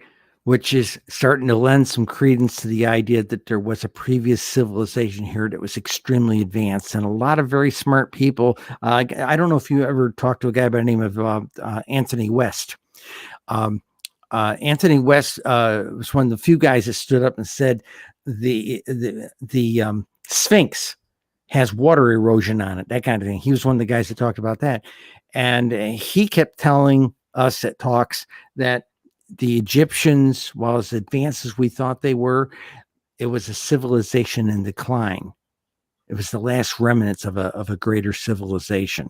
So I really think there was a greater civilization here. I didn't know for a long time, but what I've read, what I followed over the last 60 years of my life, I subscribe to archaeology magazines, and what I'm seeing suggests that there was a more significant, very advanced culture here on this planet a long time ago.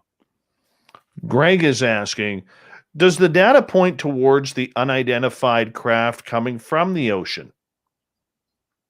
No. The data in these two databases are strictly the flying ones. I saw no references to USOs. Okay. And I would have liked that. You wouldn't believe how often I get that question. Heck, my mother calls me. I mean, sure you haven't found any USOs in that data, So yeah, it's I don't know. They don't have a category for checking that, for that type of thing. And I wish they did. I wish both databases would maybe get together and have a little convention between them and agree on how they're going to what they're going to call certain shapes. Okay. One database lumps squares and rectangles together as one thing. Another database just does squares and just does rectangles. So I wish they would get together and talk about them. Heck, they didn't even spell disc the same way. One database calls it a DISK, the other one calls it DISC. I had to change it in order to get the proper numbers, so. All right, next one. Solar Warden is asking, Cheryl, what do you know about Antarctica? Any strange stuff you've heard of or is aware of going on down there? Same stuff everybody else knows. They went down there in the 40s, right after World War II, and got their butts kicked. I don't know. I know there's a place on that. You can watch the right programs. There's a place on the Antarctica. They tell them they can't fly. It's a no-fly zone. And there was an air ambulance type situation with a C-130. It rescued a guy, and he was going south fast. And they figured if we fly over that area, we'll get him back to the hospital in time to save his life. Okay. And they did. And the pilots got in huge trouble for doing it. So, really? Yeah, maybe there's something there. I don't know what it is. Minister Elaine is asking, Cheryl, where does your information come from? My data information, National UFO Reporting Center, which you can find online, newfork.org, and Mutual UFO Network, or MUFON.com. MUFON's data is not public. You have to be a paid member to have access to their CMS system. NewFork is pretty public out there. And then we've developed processes, things I used to do back in 2016 to crunch the data, took us 2 months to do kind of thing back then. I do in a day and a half now. Okay. Linda and I are former government contractors. And the first rule of government contracting is do as little work as possible. So you'll learn how to do something, document the hell out of it, make a procedure, and the next time it's going to be easier to do and save you time, save them money, save you a lot of sweat.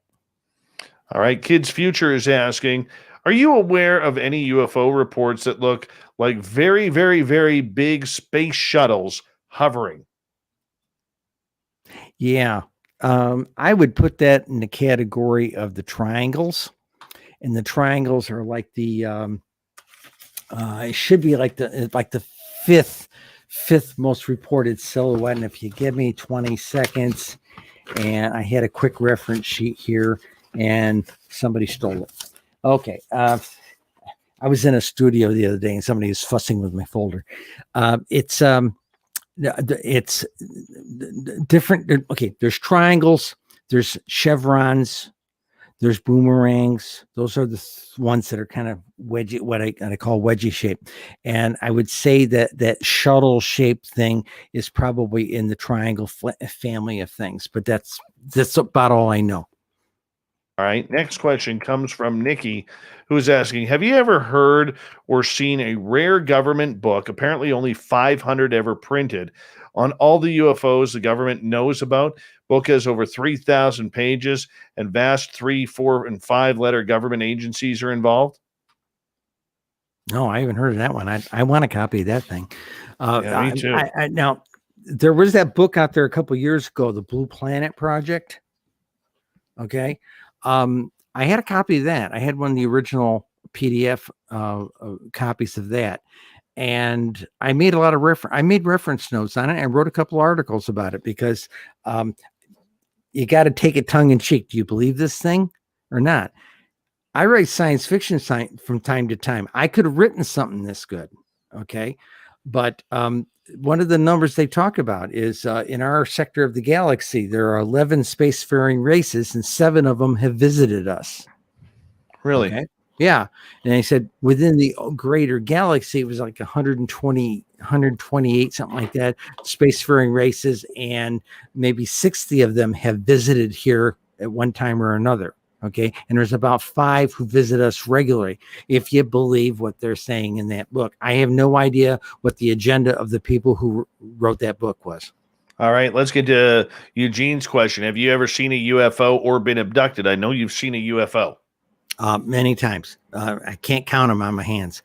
The most recent one Linda and I saw was up coming in from the Canadian side up in the Thousand Islands. I have access to a cottage up there, and it was a boomerang. And boomerangs have a very distinctive look. It's like the Shepperson Lights one. Think of it as boomerang, but it's got lights down the side of it. And we saw that thing coming in from the Canadian side over by Brockville, over in Canada and Ontario. And Linda saw it, said, "Got one," and I was sitting there. I have a diabetic book because I'm diabetic. I'm drawing it with a felt tip marker in my diabetic book over top of all my numbers because I want to get it down real quick. But I've seen that sort of thing. And let's see, Cheryl, have you ever seen a UFO? Yes. Have you been abducted? I cannot confirm or deny that. All right. Kronos is asking, have you ever heard of the invisible towers or monoliths that can transfer or store consciousness? Nope. That's quick. Oh, that's quick. Okay, let me see. I've heard about transparent towers on the moon, but I've never heard of this stuff. Yeah, I'm very shy of that one right now as well. All right, let's see here. Moving on. While I'm waiting for another audience question here, and we got about 5.5 minutes before we need to go to break here at the top of the hour. Cheryl Costa is our guest tonight on Spaced Out Radio. Earlier, I kind of threw out there about Canadian journalism, and you kind of went, Canada's all over this. Are we going to see a time shortly after this June 25th report where we're going to see a lot of the allied nations to the United States start opening up their vaults on what's happening? I hope so. I really do. We've often thought for the last few years, we were worried. A lot of people were saying, is Putin going to do it first or is it going to happen here? I half expected Putin to do it. I really did, but we'll see what happens. Again, I don't know what the agenda or why now with our people, other than the fact maybe they've been approached by somebody, that type of thing. Or something. Yeah. Can I show you something real quick? Please. People say, like with my book, see how thick this is? Okay. 2 pounds, 0.7. Okay. 2.7 pounds. We're already credited with 1 concussion. Okay. Nice. But people have asked me, well, what's it take to write a book like that? This is what it takes. This is the rough draft. Okay, this is 5 inches thick. So I just wanted to share that for people who say, hey, maybe I should write a book. That's what it takes. Okay. All right. Let's get to more questions here. Chris Mo Please. in Austria is asking, how should we pick ambassadors for the first alien human conference? We should pick people who know something about it. Demi Lovato. Yeah. There's people out there who know about this topic matter. I'd love to do it. I'd go in a heartbeat. Me too. Now, we've had an exchange program. If you watch Close Encounters of the Third Kind, those 12 people walking around in those red suits, they were exchanged for those with the Evens there for 10 years, yeah, okay, but they were ambassadors in a sense, but they were all military types, whatever. But that opens up a huge question about the secrecy of this. Is that happening? Right? There are so many secrets, and this is what I love delving into. And yes, it's all conjecture and hyperbole. And I don't get to use hyperbole and conjecture on this show very often. The words, that is. But I mean, Close Encounters of the Third Kind could be extremely real. Wait a minute. Okay, I was in Vietnam in 71 through 72. In the summer of 71, when I just about a month or two after I got there, I was listening to Armed Forces Radio, and they were talking about the Defense Department's going to come clean about UFOs. They're taking a bunch of young filmmakers from USC, and they're going to give them a classified briefing to try and help people. This is almost a quote: help people understand this, so maybe the aliens aren't always presented as monsters. One of the people was Steven Spielberg. One of the people was the guy who did the I'm dropping names here. George Lucas. Lucas is in there. That whole little group of people. The guy who did the Black Stallion. Okay, I can't remember his name, but there was a whole bunch of them who got that clearance. Can't find that news story in the archives of the Associated Press, but I know it was reported because I made notes about it in my diary when I was in Vietnam. So yeah, there were some people who got the briefing and didn't see. Gee whiz, by the middle 70s, didn't we start getting enlightened movies about UFO? Gene Roddenberry. Yeah. Thank you to Solar Warden for that in the chat room. Yes. Hey, I want to ask you, totally off topic, but and thank you for being a veteran of the Vietnam conflict. We really do appreciate your service to the United States of America and all of us in North America for that. And the Cold War submarine duty. True. Did you ever hear that report out of Vietnam where a B-52 bomber was allegedly shot down or taken down by a UFO? No. I knew about references to enemy helicopters, and Viet Cong and the North Vietnamese did not have helicopters. So enemy helicopters was always a reference to somebody else. Yeah, because I heard a story, when I first started this show about I wanted to do a show about Foo Fighters, and there was a real talk or rumor that a B-52 bomber was taken down or enveloped by a UFO's lights over the skies of Vietnam. That one I hadn't heard, but I knew something about the ones where they some riverboat launched a rocket at one of these things, and 2 days later that same rocket was launched back at another riverboat. Okay, so because they had the serial numbers and things, so yeah, there's some weird stuff went on in Vietnam about that stuff. One of my best UFO sightings was in Vietnam. Well, you know what? We have you for another 30 minutes here on Spaced Out Radio. Hour 3 starts off with Cheryl Costa, who will be speaking at Contact in the Desert in just a couple of weeks' time. Go to contactinthedesert.com. Hour 3 of the Mighty SOR coming up next.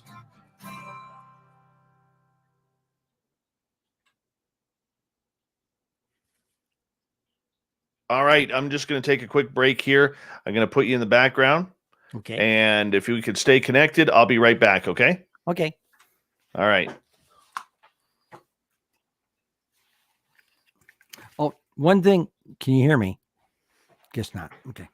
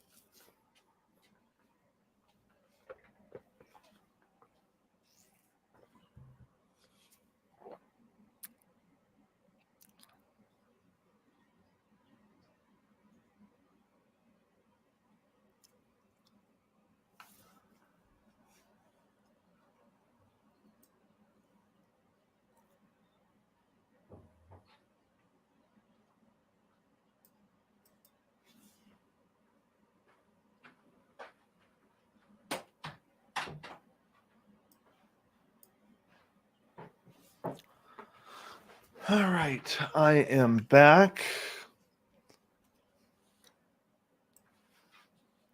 Hey, Dave. Yes. When we come back, can I do just this is more educational for your audience? Can I go over the quickly go over the principal drivers for UFOs and the secondary influences for your audience, because this is the real fruit of what we developed in our book. Sure. Okay. Sure.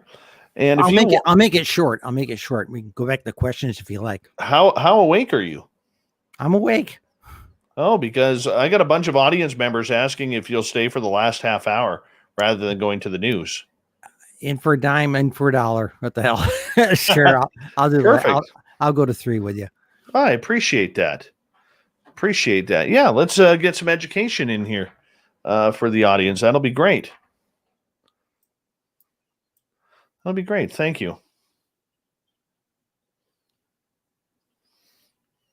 Now, you know that briefing I gave you. Yes. What I did with that is that's what I'm sending. First thing I sent a copy to all the people who are on Steve Bassett's private mailing list. Yeah. And I said, this has been edited down from our 430 page book.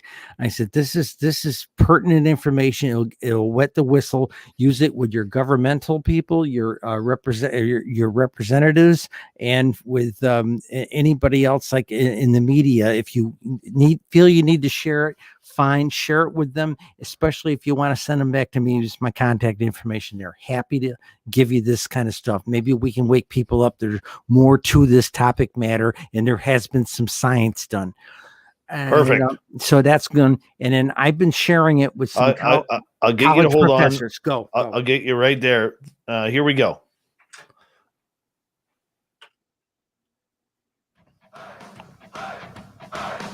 Would you like to connect with us? Head to spacedoutradio.com for all your latest show info.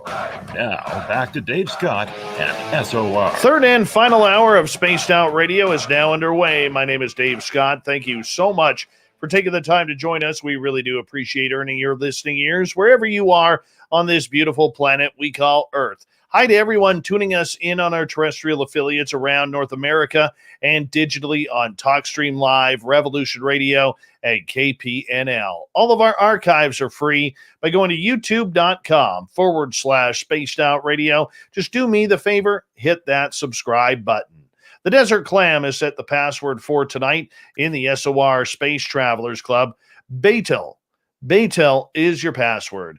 Use it wisely, space travelers, as the clam sets the password each and every night right here on Spaced Out Radio. Our website is spacedoutradio.com, where we have a plethora of features for you, including rocking out to Bumblefoot and reading up on Captain Shirk's SOR Newswire. Follow us on Twitter at Spaced Out Radio and on Instagram at Spaced Out Radio Show. We continue on with Cheryl Costa tonight. She'll be speaking at Contact in the Desert, a virtual conference, and unfortunately it's virtual, but you have to go to contactinthedesert.com, get your virtual tickets for that.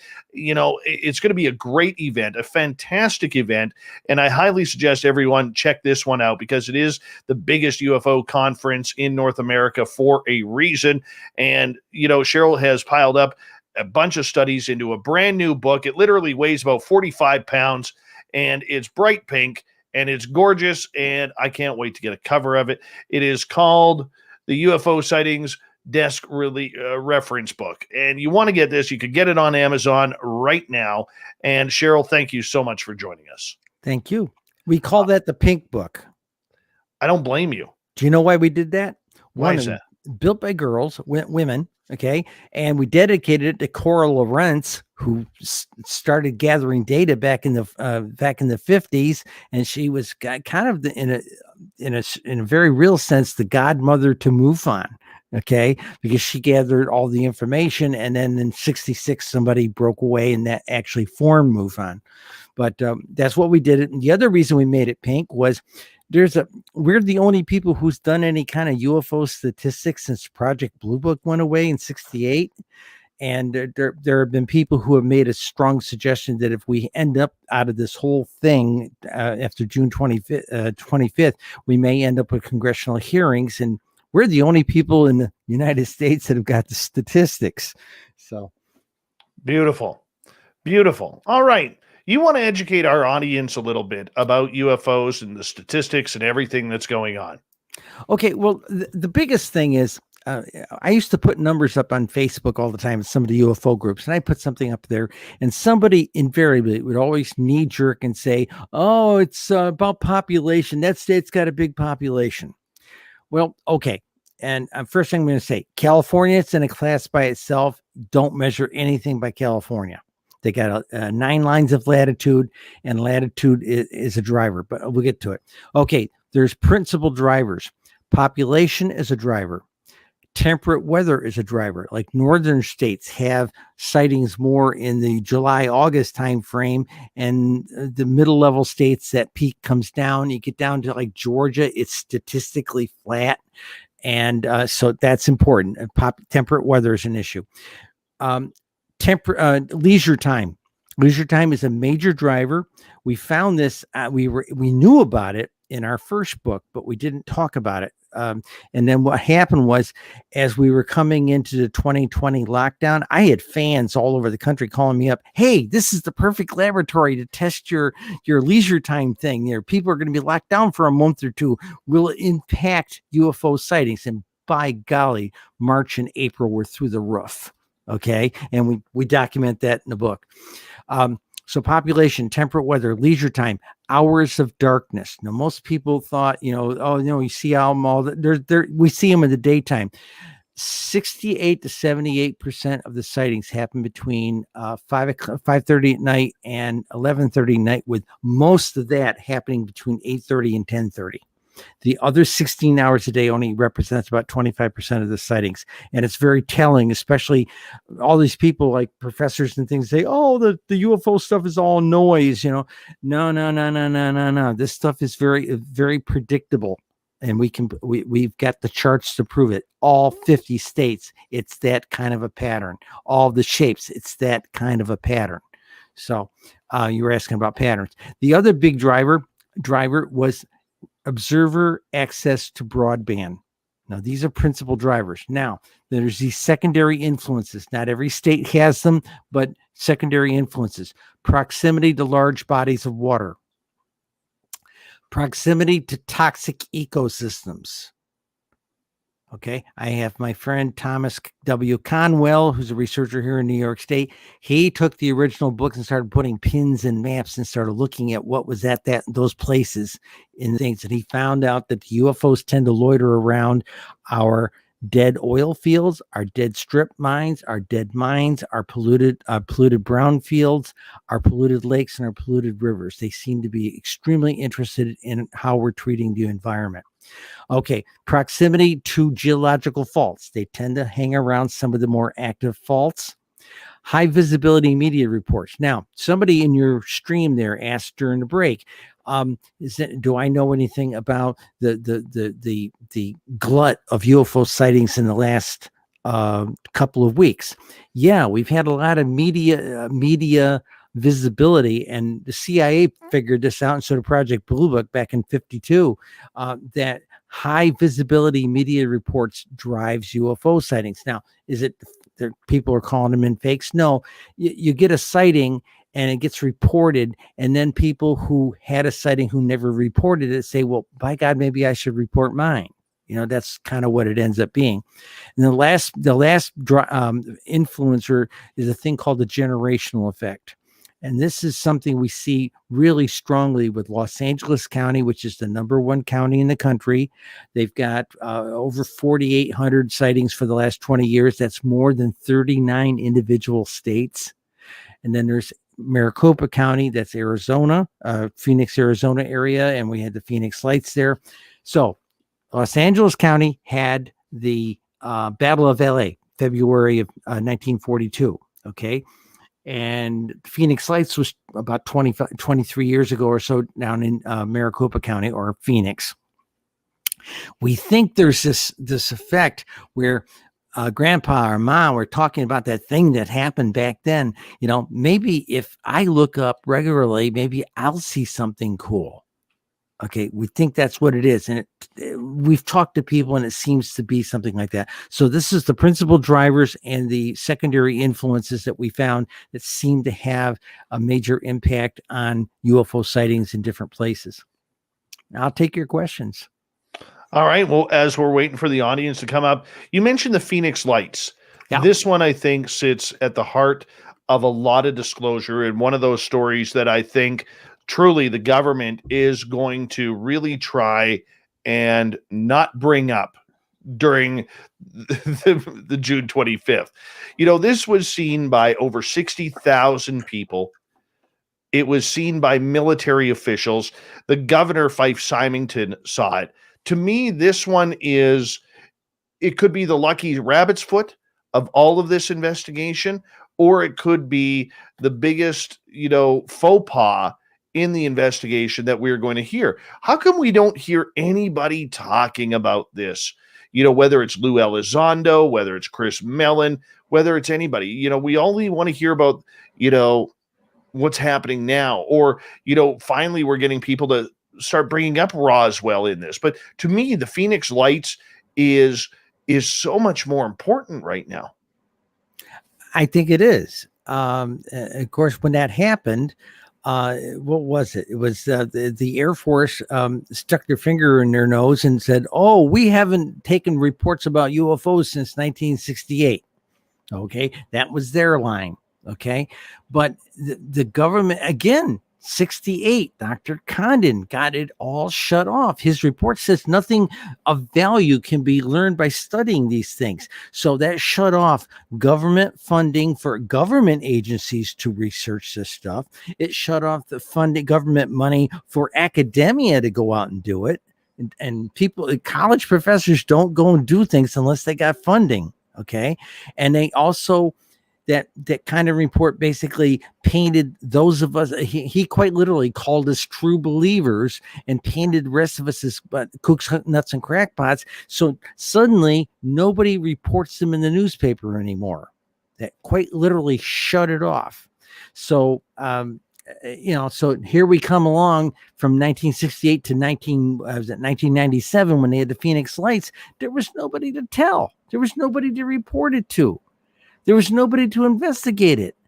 And even the mayor, even though he originally was behind it, he ended up having somebody dressed up in a gray alien suit, come out, So they were trying to just poo-poo this. No. These aren't the aliens you're thinking of, No. We need to go back and investigate this thing properly.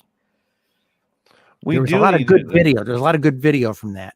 There's incredible video, and you can't even deny that.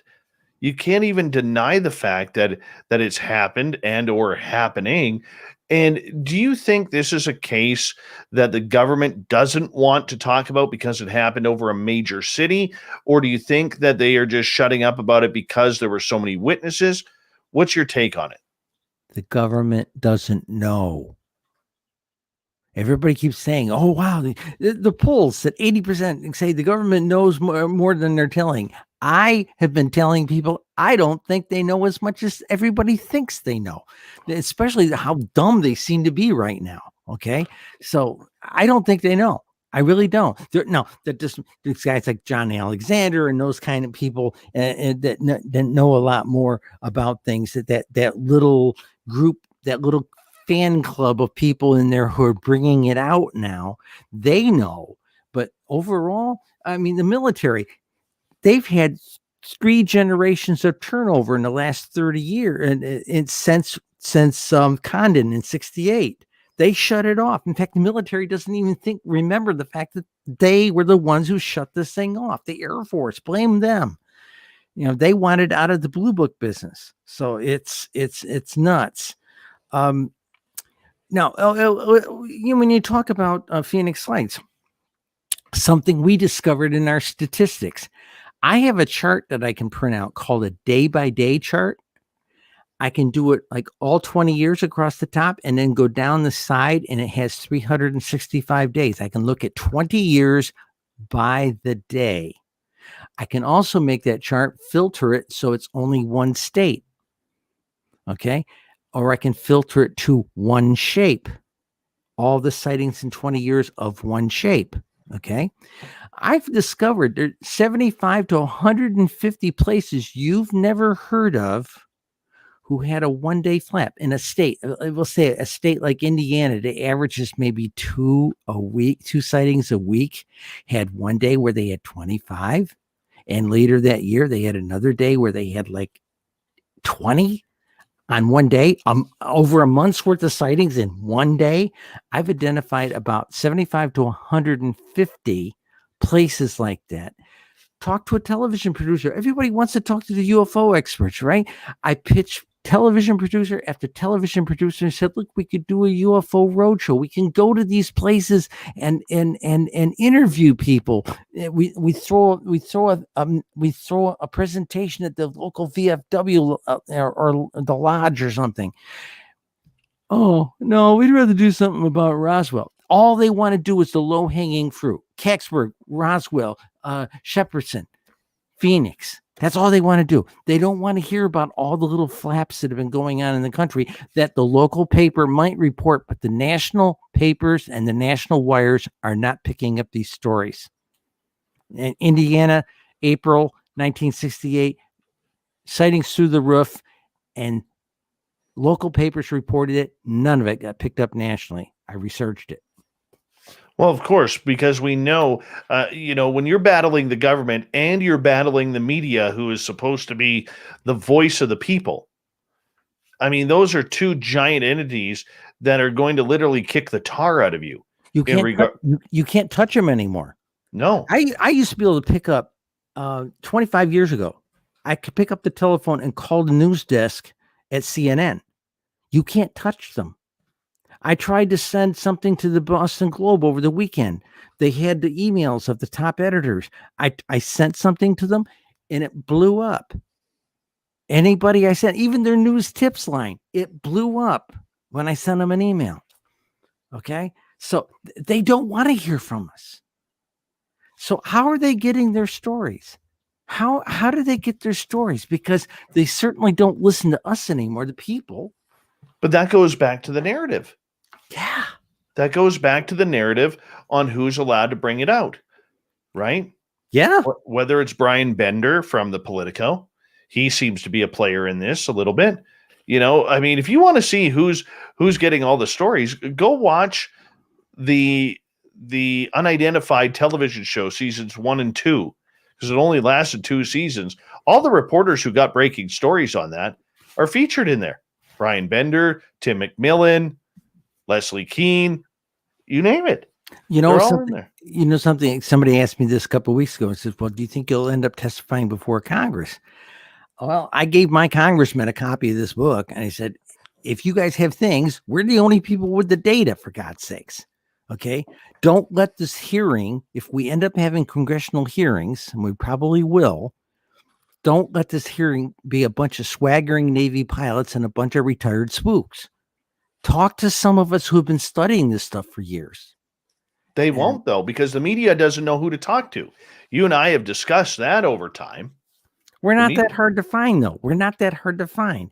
Google's a tough place. You're going out over some iHeart stations, right? Yeah.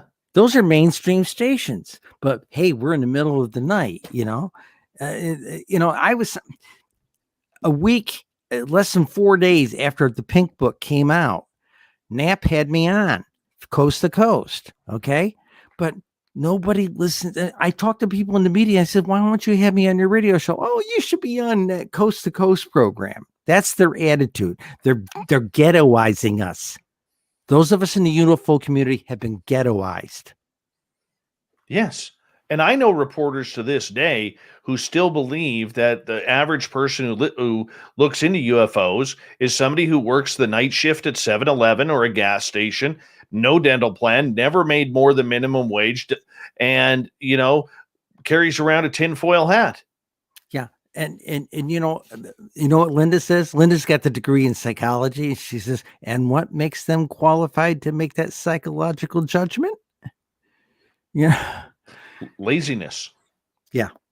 Laziness is where it is. I mean, you and I could beat the tar out of the media regarding this topic pretty darn good, but there are people who are trying to get the story out.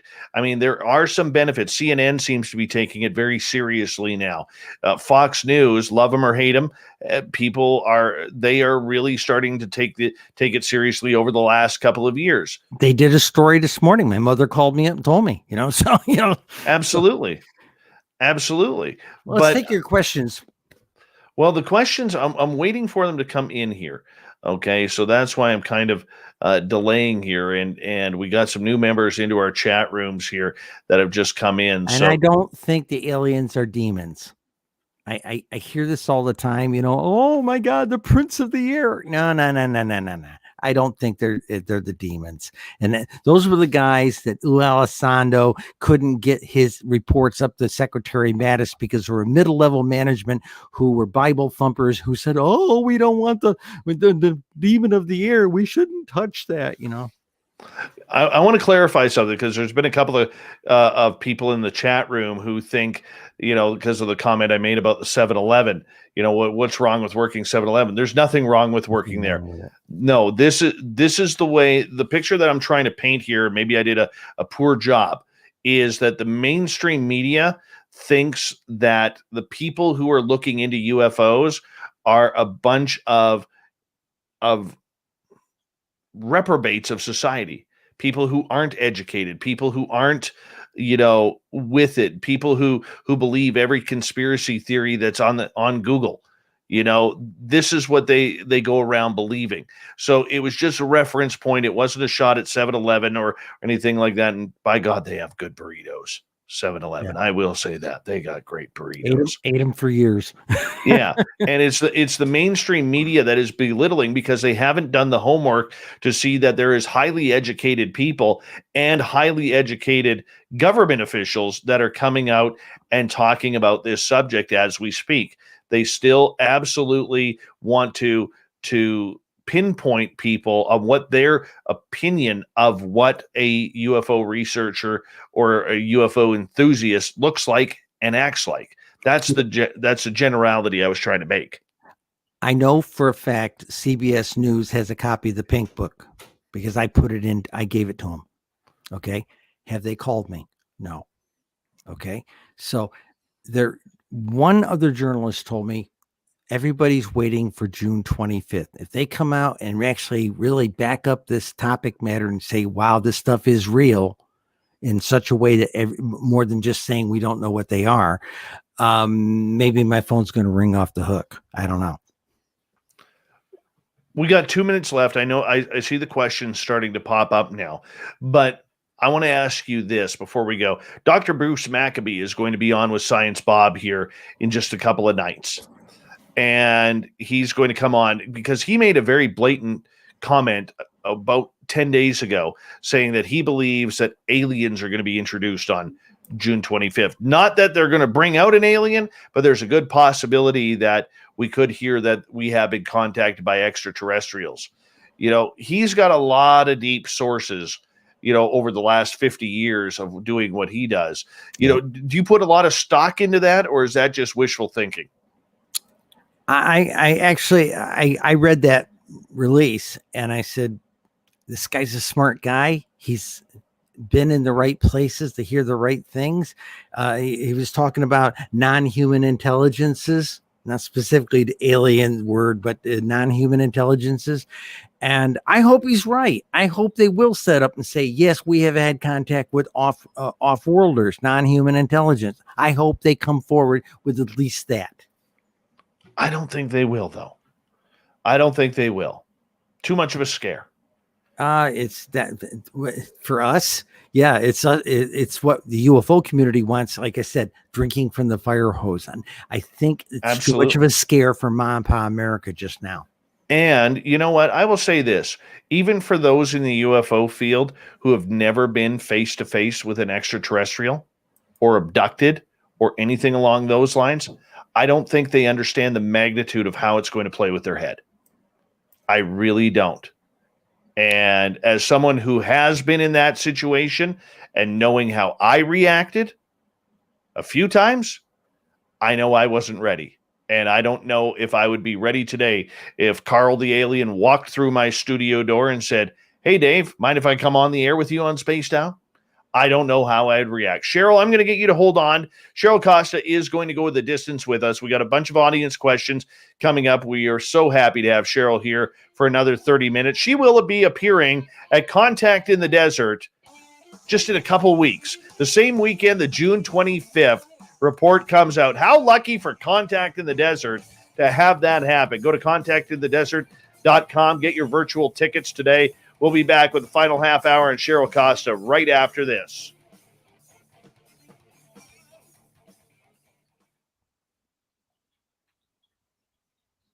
All right, we're clear. Okay. That was a good segment. I cannot believe that we are 2.5 hours through. Like this goes away real quick, don't it? Holy cow. It is, I get a lot of fast shows, but this one has been super fast tonight. Super fast tonight. This whole 25th thing, I'm trying not to get myself all pumped up for it. Okay. Because just that little leak we saw the other day in the New York Times had me kind of going, Jesus, they're going to soft pedal this thing, in fact, Linda I'm the one that said, I'm a former sailor. I swear like a sailor. I heard her using some pretty serious words, so, she was upset with that. What's funny though, is Ralph Blumenthal and I had a brief conversation. And he's going to go back to the editors. He has an extra 2 books I sent him to him, and he's going to go over to the editors and say, maybe we need to revisit this statistics thing. Yeah, because the Defense Department is saying, oh, we had 125, or 120, whatever it was, and like they're talking like that's a big deal. No, if they want to talk invasion, yeah, I got 167,632. No, by the way, 1 in 255 reports what they see. So take that 167, those of you who are still listening, 167,632, and times that by 255. I got to get a hold of Ralph Blumenthal, because him and I have been emailing each other here over the last bit. And, he won't come on the show, not because he doesn't want to, but because it's very late for him. And so I got to schedule a quick time. I'm going to do a quick hit with him over the next little bit here. And I gotta schedule that. We recorded off air. Yeah, that's a good idea. That's a great idea. Yeah. Because one of the things that Gary, our YouTube guy, him and I have been talking about is doing these quick hit interviews that are maybe anywhere from 20 minutes to 45 minutes long. And it's just bang, bang, like let's get the information out and get the information and get out kind of thing. But put it in like an editorial news type piece rather than a long form interview. So I think we may start off with Ralph. Ralph's very informed. When he took the train up to interview me and Linda for the first book, and we sat we have in the old house, we had a library, and he sat there in the library with me, tea and scones, and we talked for about 3.5, 4 hours. And Linda came home and talked with her for 3.5, 4 hours, and then we all went over to one of the Irish pubs and talked the evening away. So he also wanted, as he put it, he says, we wanted to make sure you're not living in your mother's cellar, Yeah, I hear you. But I mean, when a Pulitzer Prize winner is very hot to trot on this topic, and it's easy to see, I mean, Ralph could get another Pulitzer for this. He really could. Yeah. Easily. And you think about it, at his age, probably his last shot at one. Yeah. Oh, where can we get Cheryl's data on abductions? I don't have data on abductions. I just know a lot of people have been touched. Oh, you're way down the chat room. I haven't even got there yet. All right. I'm holding back at where the questions start. So we got about 2 minutes. Okay. Yeah, this has been so much fun. Oh, thank you. My pleasure.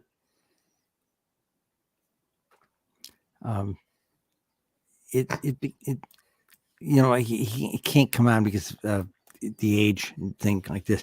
There's a couple of us right now that are starting to say, I don't know if I'm going to do any more late night shows again, but what I did today, I took a good long nap this afternoon, and so I'm in good shape. Well, I appreciate that. And, I know what we do here on the West Coast. It's still early. but we do our best.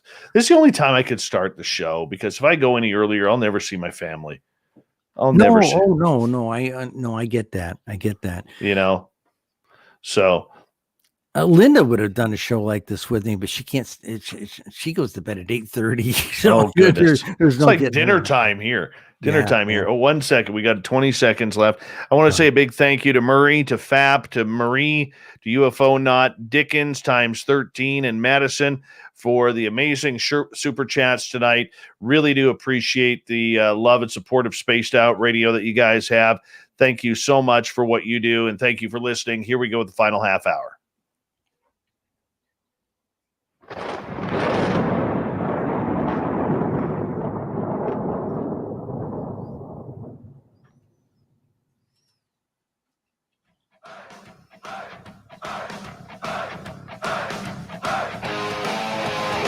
We've rounded third. We're heading for home tonight on Spaced Out Radio.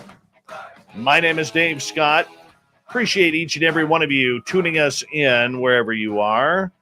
Want to remind you that if you missed most of this show or others, check out our free archives by going to youtube.com/Spaced Out Radio. Do me the favor, hit that subscribe button.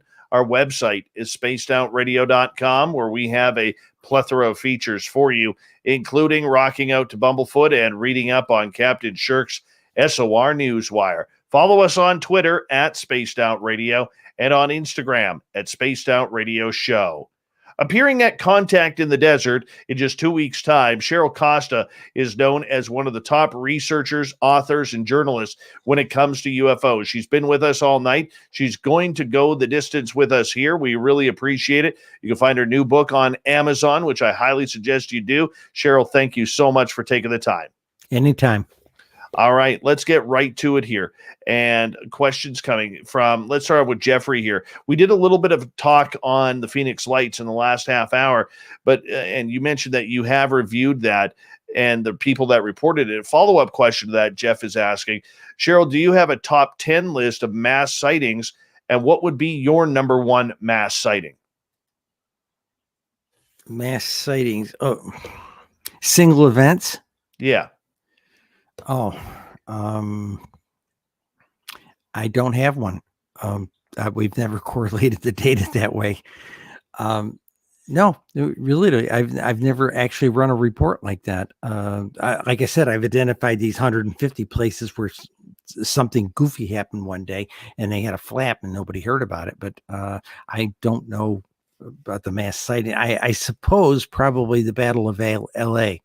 But then again, if you're going for the bigger population, Phoenix Lights. All right. Doris is asking, do you think the aliens have been around since before Egyptian times?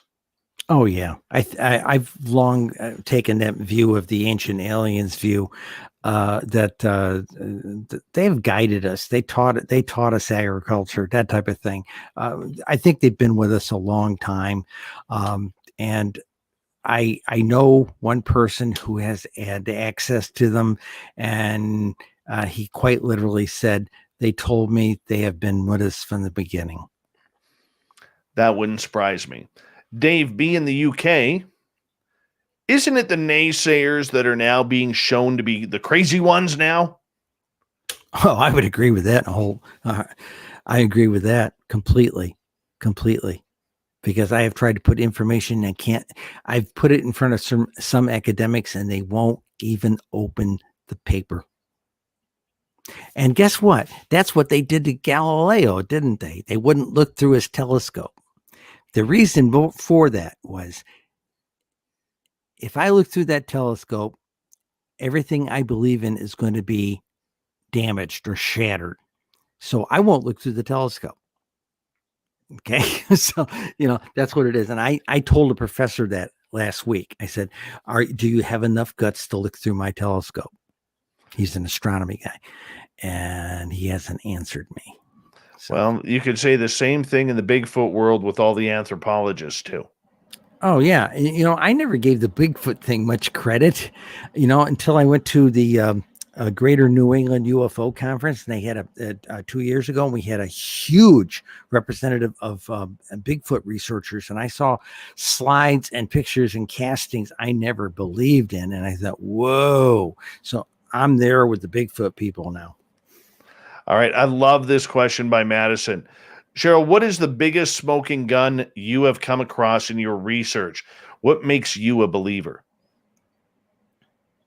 I suppose, I think that the biggest smoking gun for me has been that thing I talked about, those 75 to 150 places. And the reason I say that range, some of them are the 75, they're like through the roof. Okay. And there's about another 150 that are notable, but they're not as big as some of the other ones.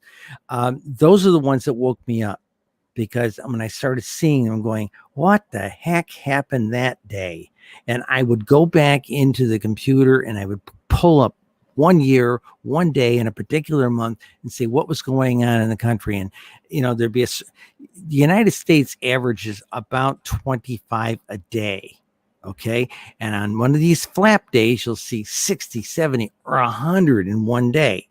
Okay. But you never hear about them because MUFON doesn't look at it that way. They just look at a month's worth of stuff. And NUFORC doesn't look at it that way. Okay.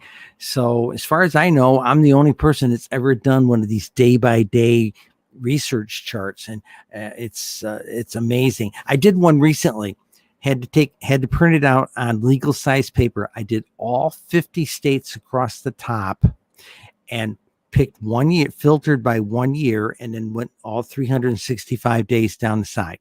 Okay. And I was finding again, wild stuff. Some states have stuff regularly. Some states don't. And in some states, it happens in a particular year for them. Okay. Indiana, it was 2008 was a big deal for them. Okay. There was another state. Oh, Texas, 2008 was a big deal for them too. They had some really weird things happen. All right, let's move on here. Now, you asked a question during the break, or B. Hoff asked a question during the break that you kind of answered. Are aliens possibly demons? And then you mentioned that you don't believe that aliens are demons. But the follow-up question is, but some abductions stop when the victim says, Jesus saved me. What's the deal?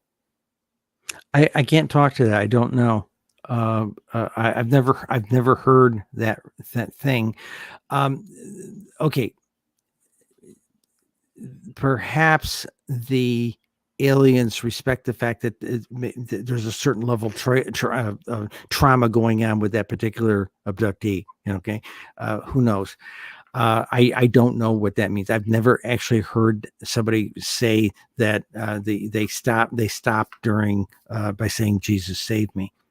Now, I've heard people say who are having a very bad paranormal event reach out to Jesus, as they say, and the event diminished or stopped. But that's a different topic. Yes, I would agree with you on that as well. Okay, let's move on. Diaconator is asking, Cheryl, did the observatory close? Do you know why the observatory closed in New Mexico? No.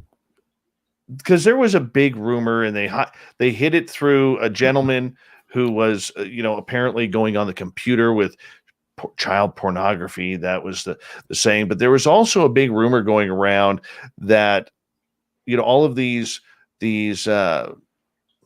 telescopes had actually picked up something like a mothership or something along those lines. Had you heard that? I have. I don't know if that was the case. Again, we've never gotten a straight story. Have telescopes picked up a mothership before? Yes, 1872 over New York City, reported by half a dozen astronomers. I wrote a story about it, and everybody laughed at them then. But there was a half a dozen astronomers confirmed this guy's sighting. It was determined to be a half a mile wide. It was determined to be at about 102 miles up, and that was the biggest deal about it. It was quite literally considered like a mothership. All right, Kids Future is asking, do you think that contact is equal between men and women?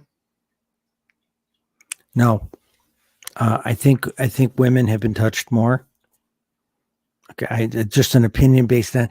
Okay, I went into I used to believe all this stuff about everybody being probed and all that kind of stuff. Everybody crying in their coffee they got probed, and I was at one of the UFO sightings, one of the UFO Congress meetings, and I was press, and they didn't let press in with the experiencers. But one year I talked to the moderator, who was a psychologist, said, "Look, I'm not going to out anybody. I want to learn." She let me come in. I was expecting to meet 25 or 30 people crying in their coffee. They got probed. Again, I bought into the stuff I was seeing, the propaganda I was seeing on the upper cable channels. I get in there and the meeting's got 175 people, and it's got all the energy of a tent revival. Those folks are great, and they told us to take care of our planet, that kind of thing. So there's more to this whole abduction thing. It's just not given a lot of credibility. Every time the experiencers try to come out, especially if they try to come out on social media, they're immediately attacked by the trolls. So we've got to come up with something like the National UFO Reporting Center, something very, very private for people who are experiencers to report in. Doris is asking, do you think the aliens are here to keep us from destroying our planet? Yes, I do. The fact that they shut off a couple of times, we almost went to DEFCON 1 and launched our missiles back in the 80s. They shut the missiles down, and they did it to the Soviets as well, So, yeah, I think two things. They've been telling us to take care of our planet. And two, they've done a lot to keep us from going to war with each other on a nuclear scale. What always amazed me is, if this is correctly from what I heard, was that when the UFOs were shutting off and then turning on and arming the nuclear missiles, that the Americans actually had to call the Russian government and say, this is what's going on, and we can't stop this from happening. We don't know if our missiles are going to launch, and if they do launch, please know it isn't us. And the Russians said, we're having the same thing happen here. Yep. Is that a true story? Yes, it is. Yes, it is. And it's they had a Washington Press Club thing a number of years ago where they had all these former missile men, these former officers that were the missile men in these silos come out there and tell these stories. And there was one of them where they talked about they had to have Boeing come down and reset the missiles, and it was a major effort because they shut down a whole bunch of them, So they seem to be, for the people who think we're going to get invaded by them, they seem to be going out of their way to protect us from ourselves. Okay, $5,900 has a question. Have you ever heard about the alien base that is supposed to be located in Green River, Utah? No. Never heard about her. Never heard about it. The only one I know that I can confirm is the one on the backside of the moon, because I've taught remote viewing for 20 years, and all 5 of my classes have been there. Wow! Anytime we bring you back on, we need to talk about that. Well, the cute thing that usually came out of it, after everybody's coming out of the remote viewing session, they're kind of coming out of the trance. There's usually a remark. Somebody will usually make the remark. Wow. Whoever, they don't know the target. They don't know what the target is. All they got was a little number on an envelope. Okay. And very commonly somebody sitting at that table would say, wow, whoever those folks were, they didn't want us there. But all 6 of my classes in the last 20 years have gotten that target card sooner or later, randomly. Okay. Wow. And they've all come back with similar responses. Nikki is asking, Cheryl, have you ever heard about the ET ship that was seen and some town residents in the Wild West seeing ETs during the 1800s? That's an awfully broad question in that sense. When people ask me about Los Angeles County, There were newspaper reports in the 1880s up and down of seeing strange lights flying up and down those canyons around Los Angeles. So there's a lot of stuff to be seen out in the West, and I think we've lost a lot of it because it was never reported to it. Again, the ability to report was an issue, but I've heard a lot of stories like this. I can't talk to this particular one because I don't know where it was. Well, now the questions for remote viewing are coming through. I'm going to leave those ones. They are. Okay. I'm going to leave those ones. Have me back to talk about remote viewing. Yes, absolutely. After the 25th, when everything settles down, then we'll check that on out. We'll bring you back for that. But you are going to be speaking at Contact in the Desert coming up here in a couple of weeks. What are you going to be speaking out to tease the audience a little bit? Okay. Basically, they reached out to us to record these things back in March. So I had to kind of scramble. I took the format of my 2019 format and I replaced it with all the updated charts. Okay. Basically, I talk a little bit of history because a lot of these conferences hit the ground running with advanced, ET 501, and I've always gone in with the presentation of doing a little bit of history, ET 101, and bring people up to about 50 slides in, bring them up to speed so everybody's on the same page. And so I do a little of that, and then I talk about the statistics that we came up and what the drivers are and that type of thing. And then we're doing I'll be doing a part of the talk. Now, when it was supposed to be a live conference, I was going to do 2 sessions. The second session, which I've built into this presentation, is I'd show how to do data forensics to find hot spots. Like I was talking about, I do a talk about how to find hot spots and techniques we can use to forensically find where flaps have happened that were never reported and the community generally doesn't know about. Well, that's got to feel good. Yeah. That's got to feel good. So as we move forward here and we get closer to June 18th, as we only got about 4.5 minutes to go with you tonight, let's do a little bit of a recap on this, because for a lot of people, there's a lot of hype. There's a lot of people who are thinking that they're going to get aliens out, and we're finally going to hear about aliens, and we're finally going to hear about UFOs and Roswell and everything. For the UFO public who is used to this type of talking, do you see it as a disappointment? Yeah, because we like I said, we want to drink from the fire hose. Okay, I want to see Whitley Strieber on with the guys that abducted him on Good Morning America and have him have a reconciliation kind of show. I mean, that's where I'm coming from. Same thing with Travis Walton. That's what I want to see. I want to see the Fire Not Sky guy have a reconciliation with the aliens. But that's me. Okay, I would just like enough information to be put out that the people who think we're all kooks, nuts, and crackpots will realize that the tinfoil is the new black. That's a good way to put it. Yeah, tinfoil is the new black. Because it all comes down to this. The way I look at it, okay, we have the ability to really understand what the government is going through. What stories out there do you believe we are not going to see? We know newspapers over the last 20 years have reported stories about the missiles being shut down. So, okay, those stories have been talked about. I don't know what they could tell us that would be other than the fact that, how do I say this? I'm concerned that we're going to have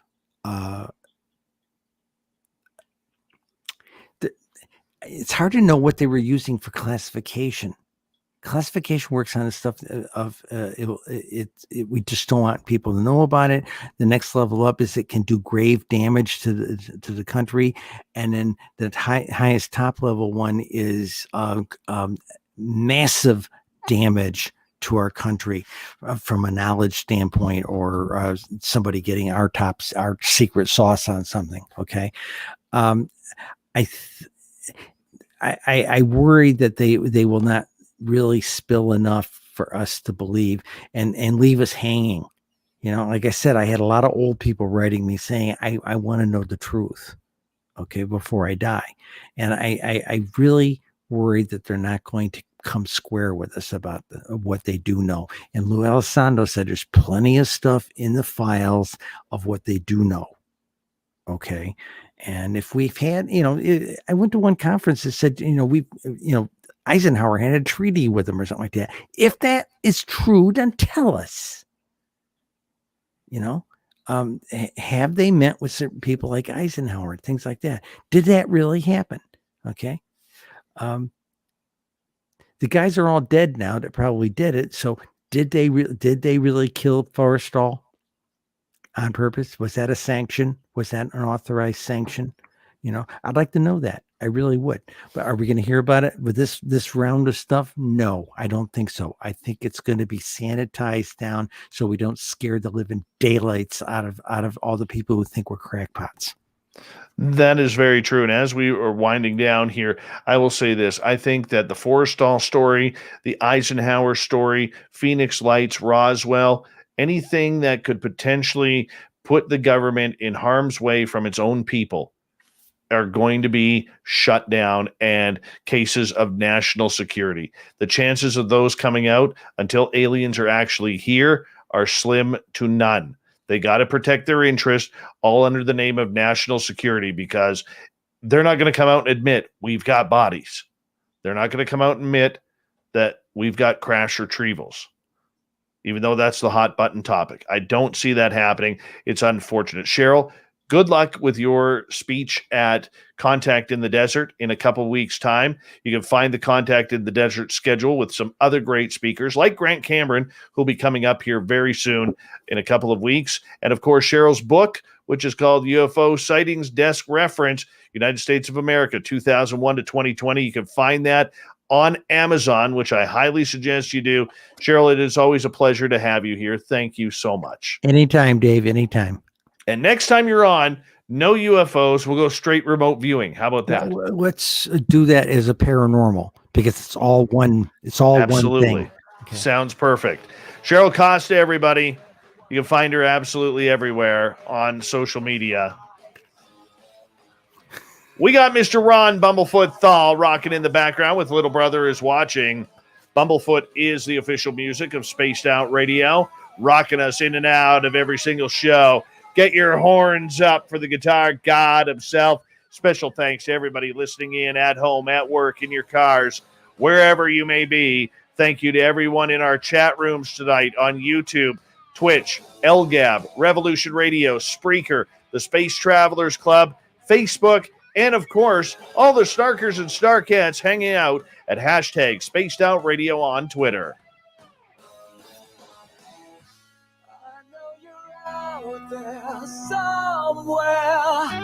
Remember, this show is copyright by Spaced Out Radio and SOR Media Ventures Limited. Thank you so much for choosing to share your evening with us, because together, my friends, we own the night. Mr. Bumblefoot, we need a favor. We need you to take us home.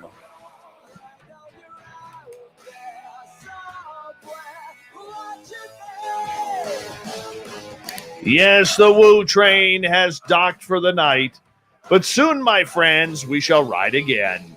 Your seats are always available. Your tickets never expire. And if you want to bring a friend, we've got room for them too. Good night.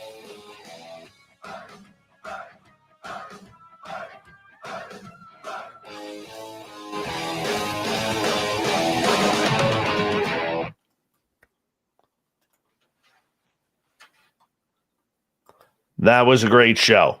That was a great show. Guillermo, how are you, my friend? Bonjour. Merci for the super chat. Thank you. Appreciate that. I will let you get to bed. Oh, yeah. Okay. Au revoir. Yeah, you take care, and you will talk to you very soon because probably after June 25th, I'm going to be looking at putting a panel together, and it might be a weekend panel. I haven't decided yet. That's What we're easier going to do. Well, the big thing is right now is got to figure out if the like I'm talking with the guys from UFO Garage, and we're talking about potentially doing something, but we got to figure out if this is going to be delayed or not. If it's delayed, there's no point in doing a roundtable. But if it goes on the 25th, then we're gonna gather a bunch of people. Yeah. Okay. Sounds All good. right. I'm game. Much love, my friend. You take care. Okay. Take care now. Bye-bye. Good night. Love us some Cheryl Costa. Love us some Cheryl Costa. Hey, Super Quest, how you doing, buddy? Good to see you. Oh, I love that gnome there. Perfect headphone holder. All right, let's get this thing downloaded, shall we? Let's get this downloaded. That was a great, great show. I cannot believe how fast that show went. It was like, oh my gosh, that went quick.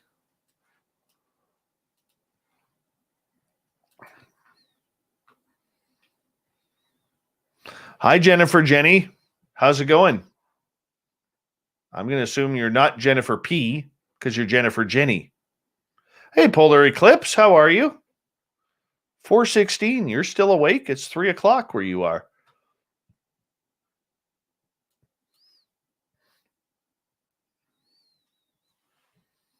Do,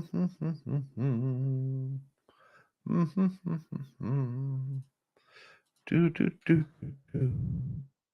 Do, do, do, do, do, do. Do, do, do.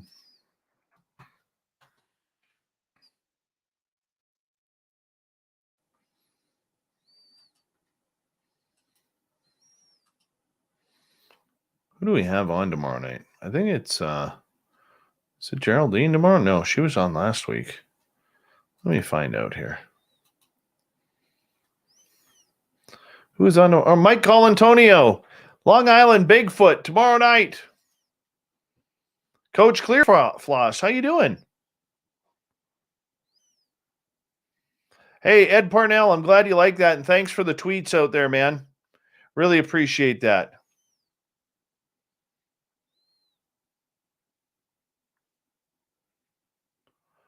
I would have never figured that out, Jennifer, that your nickname is Jenny.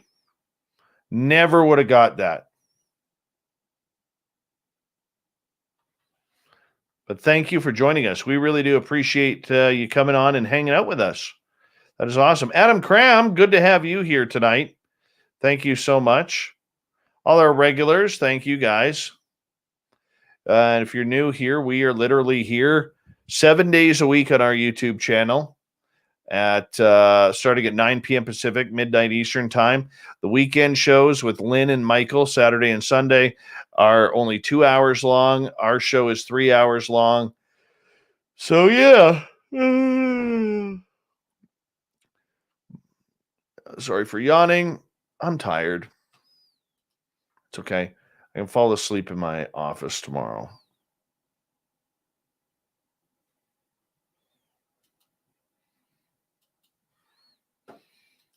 I literally have a boss that if I fall asleep in the office, in my office, he tries to scare me and then he laughs at me. He knows I do the show. He's just a jerk that way. I love him. Love working for him.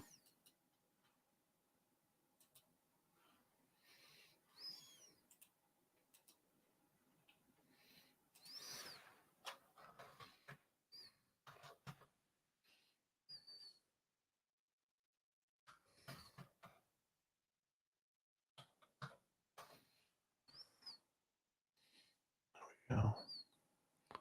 Close that up. All right, let's build a show here.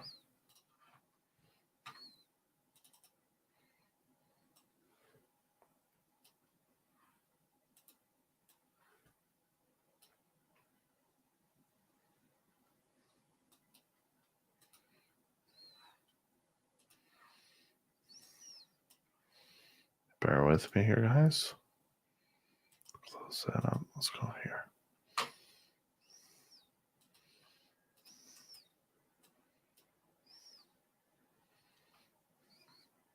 Kelly Lewis, you fell asleep. Oh, yes. Thank you, Cat Chaser. For those of you who are still here, our show is brought to you by Mighty Moose Beard Oil. And if you haven't used Mighty Moose Beard Oil yet, what the hell are you waiting for?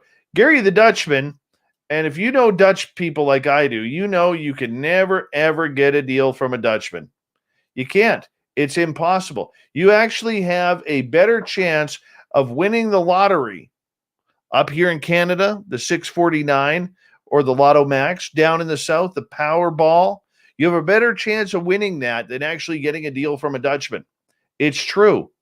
It's very true. However, we have convinced Gary the Dutchman from Mighty Moose Beard Oil and MightyMooseBeard.com to not only check it on out, but give us a promo code for our audience. So if you go to SOR 2019 on MightyMooseBeard.com, Gary's going to give you a deal. Let me show you how this stuff works. It's real nice. I'm using my favorite, which is the Winter Blend here.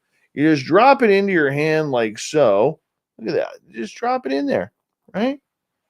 Put the lid back in, and then you just rub it into your hands and massage it in. That's it. That's it. Massage it in. And for the ladies out there, because there is no chemicals and we all love our hair, you can massage it into your hair and it works and it feels great. It smells great. It adds natural chemical. There's no chemicals in this. What the hell's the word I'm looking for? Natural shit into your hair, okay? It just does. Let's just use the word shit because it's after the show. And frankly, I'm out of words right now. So, MightyMooseBeard.com. You're not going to get split ends by using this stuff. The oils help your hair grow, makes your hair smell great, feel great. Go to Gary the Dutchman, say, hey, I'm going to use promo code SOR 2019. You tell him that Davey says you're going to get a deal there, Dutchman, and he's going to be, damn it, okay, fine. I'll give you the deal. That's what he's going to do. So make sure you go and check it on out. And you know what? It's Father's Day coming up here in a couple weeks. What better way to get a gift than from Mighty Moose Beard Oil at MightyMooseBeard.com. Thank you, Gary the Dutchman. Now my hair feels great. Dave always has his elbows on the table. No, I don't. Well, this one is. This one is, I guess. This one's on my armrest, which is loose. You can hear it. AK Willie, what's happening?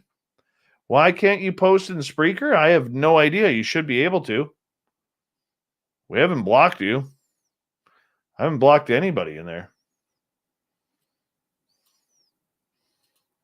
Did you get in trouble with Spreaker there, Willie Squirrel Nuts?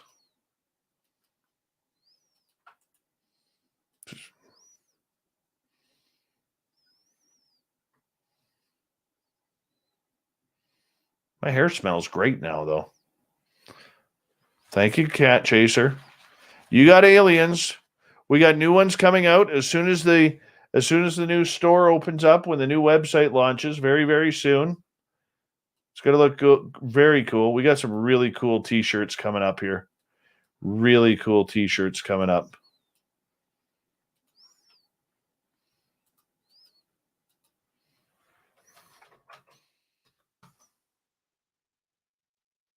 Hi, Cedric. How are you?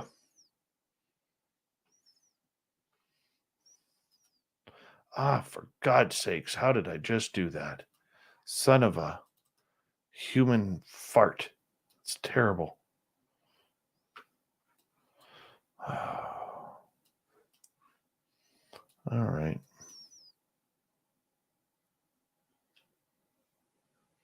That doesn't look right. Hold on. Let's go back here. Let's cut that. Let's go here. Let's copy that. Let's go here. Let's paste that. There we go. Now that looks proper. Save files as. That works for me. There we go. Mr. Cowley. Dun, dun, dun. Welcome back to the show. Oh, Mr. Cowley. Dun, dun, dun. Loves his spaced out radio.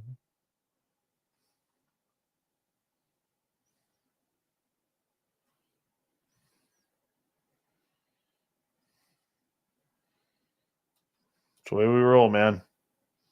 It's the way we roll. Nimkish, what's happening?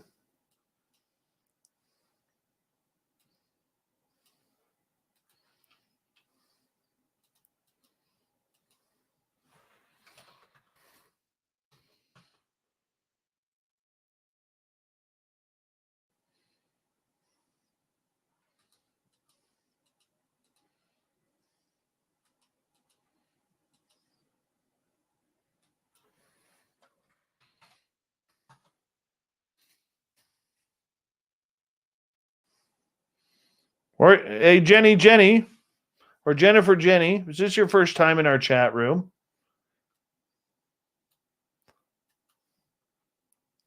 I know this is Adam Cram's first time in our chat room, I believe.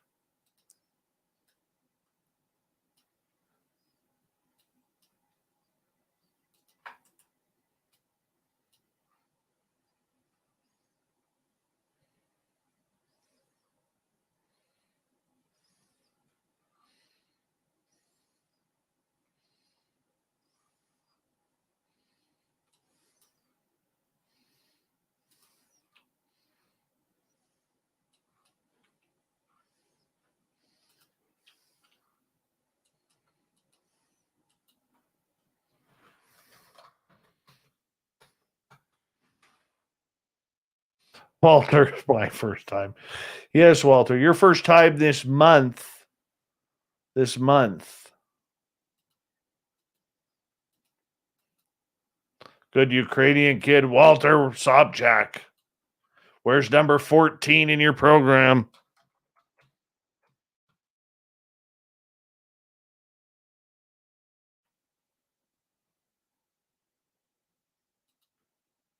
Very good with his elbows.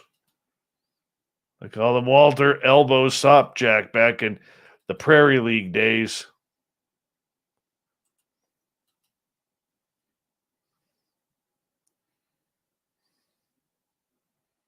Super Duke, how you doing, buddy? Adam, well, I caught your comment earlier that you've been here or listening since 2018, which I appreciate, man. What the hell did I just do? Okay, what did I just do here? Hold on. Undo. Undo. Yeah, thank you.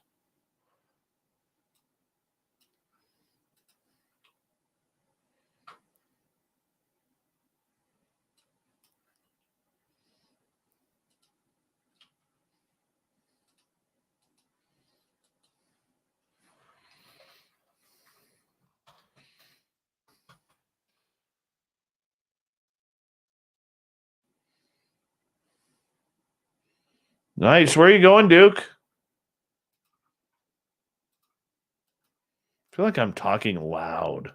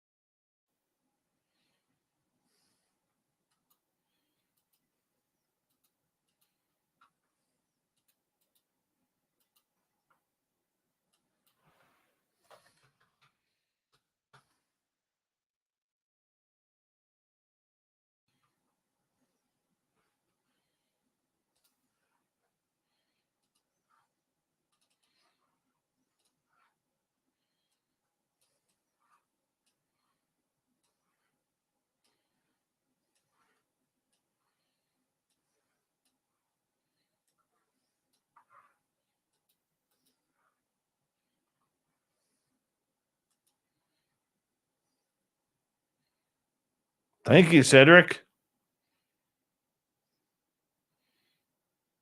Very cool. Hey, Guillermo, where in Ontario are you, my friend?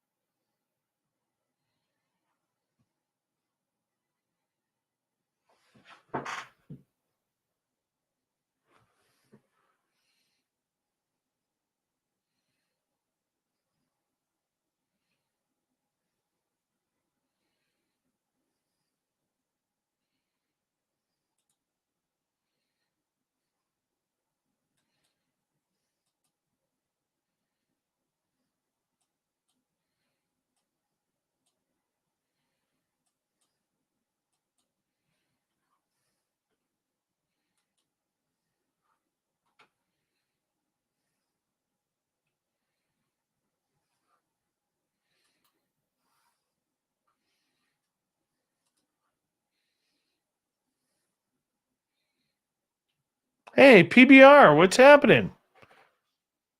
Oh, Guillermo's from Ottawa. Very nice. Do you work for the government too, like some of my sources?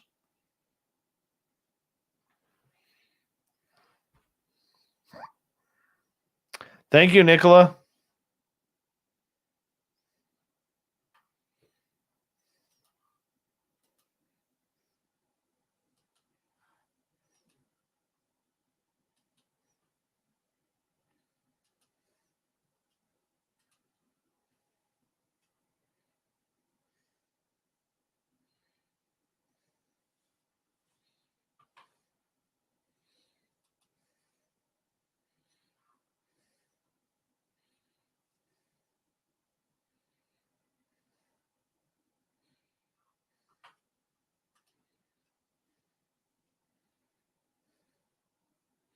Very nice.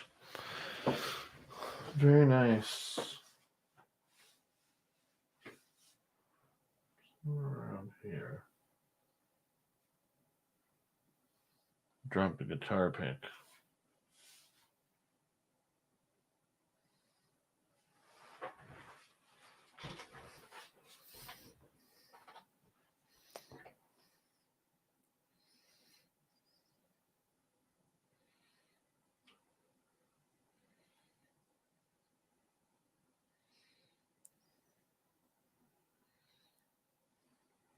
Very true, Guillermo. Very true.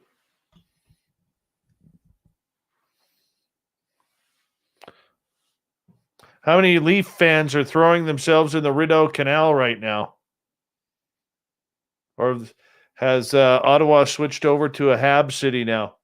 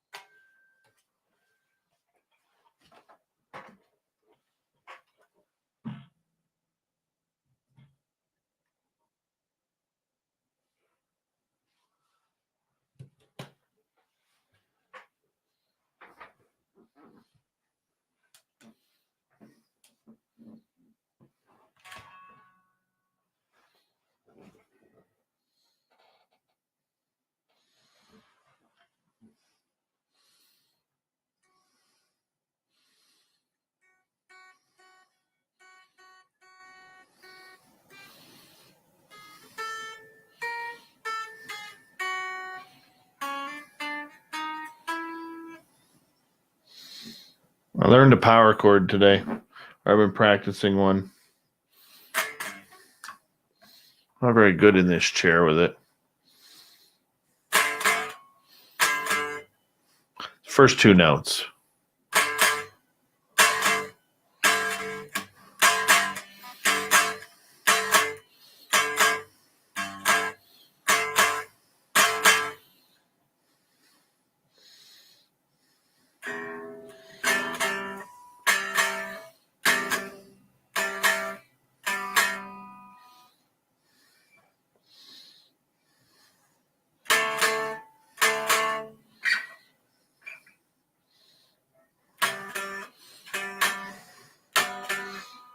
I suck at that. Oops.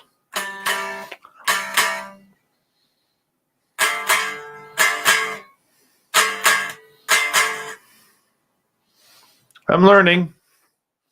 I've only taken 2 lessons, and I'm learning. My fingers are starting to feel good on it, too.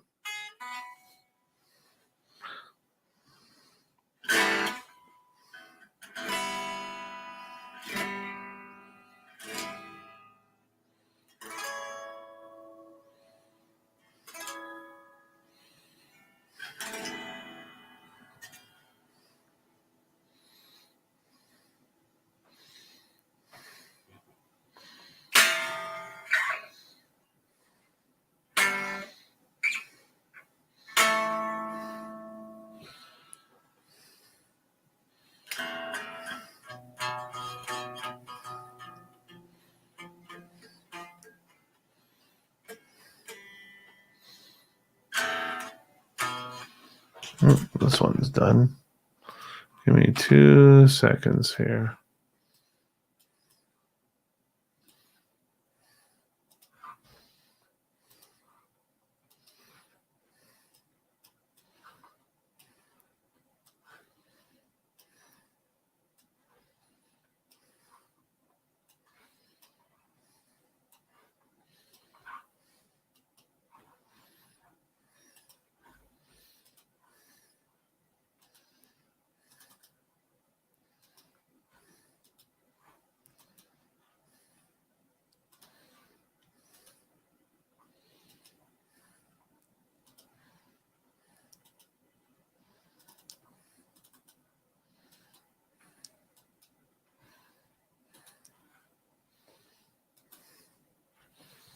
No, I'm definitely not that good, PBR.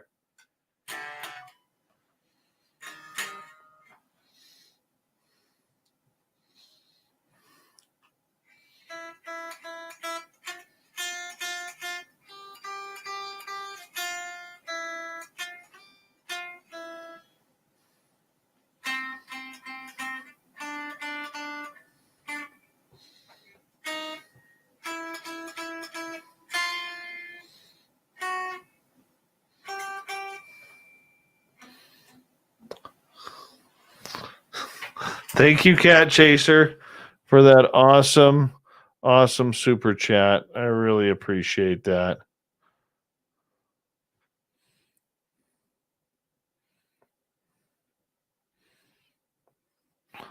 Aren't you usually passed out by the end of the show, Cat Chaser? It's very rare to see you here this late.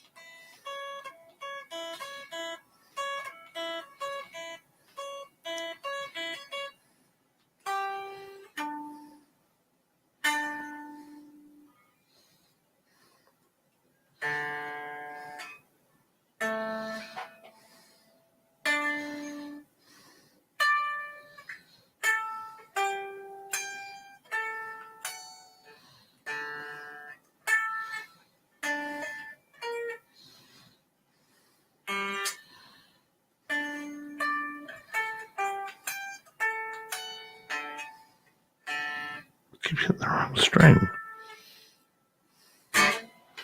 Oh well.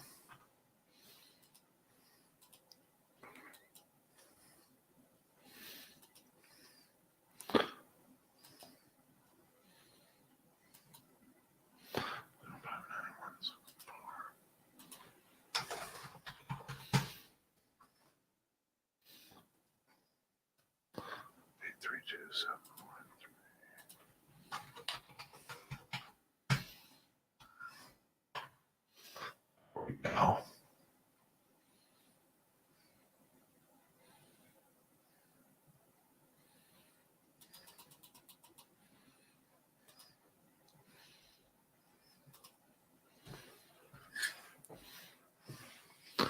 Lunar, I'm gaining quite a following here, or quite a guitar collection here. My boss gave me this today. It was sitting just in his house. It's a knockoff of a Les Paul. It's called a Aircy. Got a nice headstock on it, though. I think there's a Chinese or Korean guitar. But it's beautiful. It's got really nice weight to it. It's got that sunburst on it. So he's like, I'm not using it.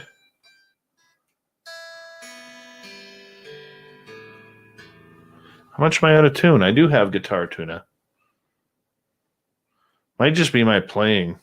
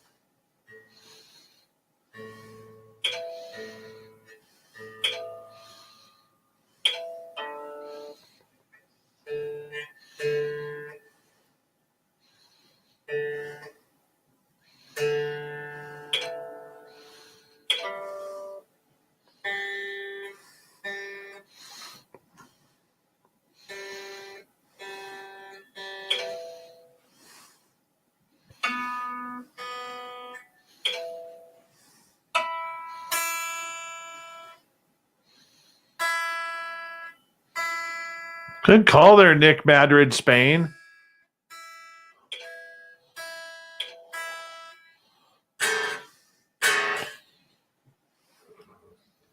Good call.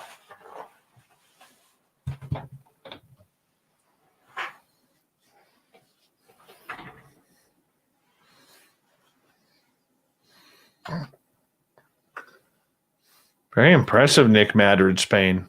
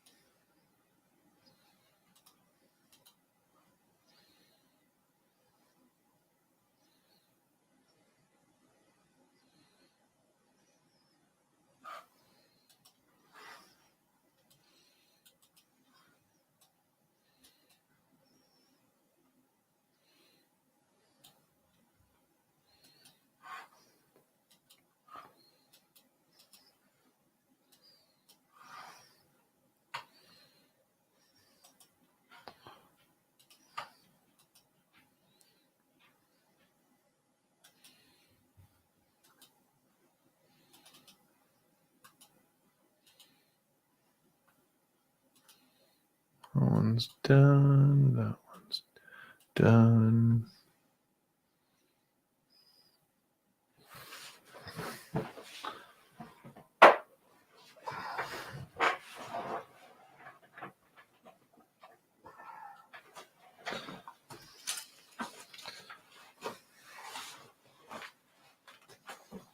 Might as well tune this one up while we're here. Well, you shouldn't have dandruff. That's a bad thing. Head and Shoulders.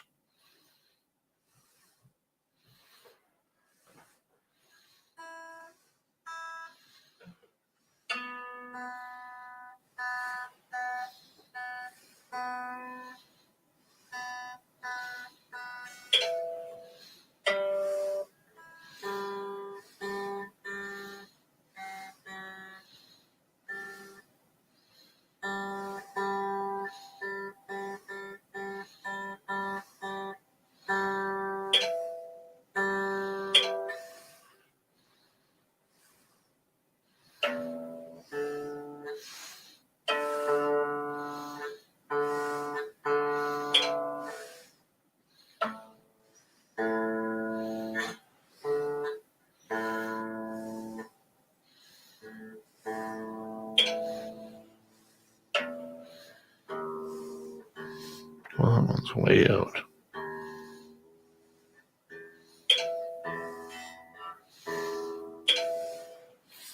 There we go.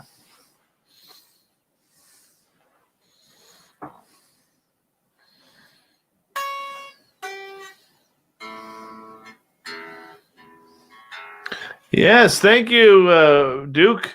Yeah, we hit 12,000 just mid last week. It was kind of cool.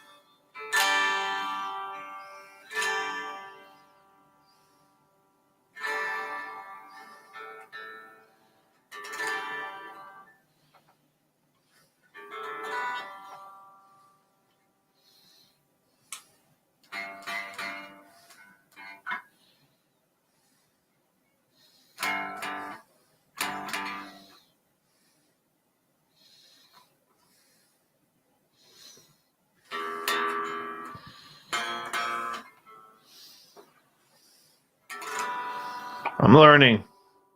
That's all I'm saying. I know a lot of you guys, some of you will be like rolling your eyes like, fuck, he's terrible. I know I'm terrible. I know. But you know what? I'm learning and I'm having fun. And I know a lot of you are supportive of that too, which is really cool. So thank you for that. I'm trying. I'm having a lot of fun with it. I really am. I want to say a big thank you tonight before we sign off. Big thank you to Cat Chaser, Guillermo Dickens, times 13, Madison, and UFO Not, Marie, Fabster, and Murray for the incredible super chats tonight. Thank you to everybody who hit that subscribe button for us. We really do appreciate that. Everybody who is always here each and every night, we love you. And those who come on in every now and again because you finally, for some reason, are awake, that is wonderful. And big thank you for everyone who has recently subscribed. All the veterans out there, really do appreciate it. Big thanks. We will talk to you tomorrow night. Tomorrow night, we're talking Bigfoot, Long Island Bigfoot. Hopefully, we can get that one in. And much love to each and every one of you. We will talk to you guys very, very soon. And we'll see you tomorrow night. Take care. Have a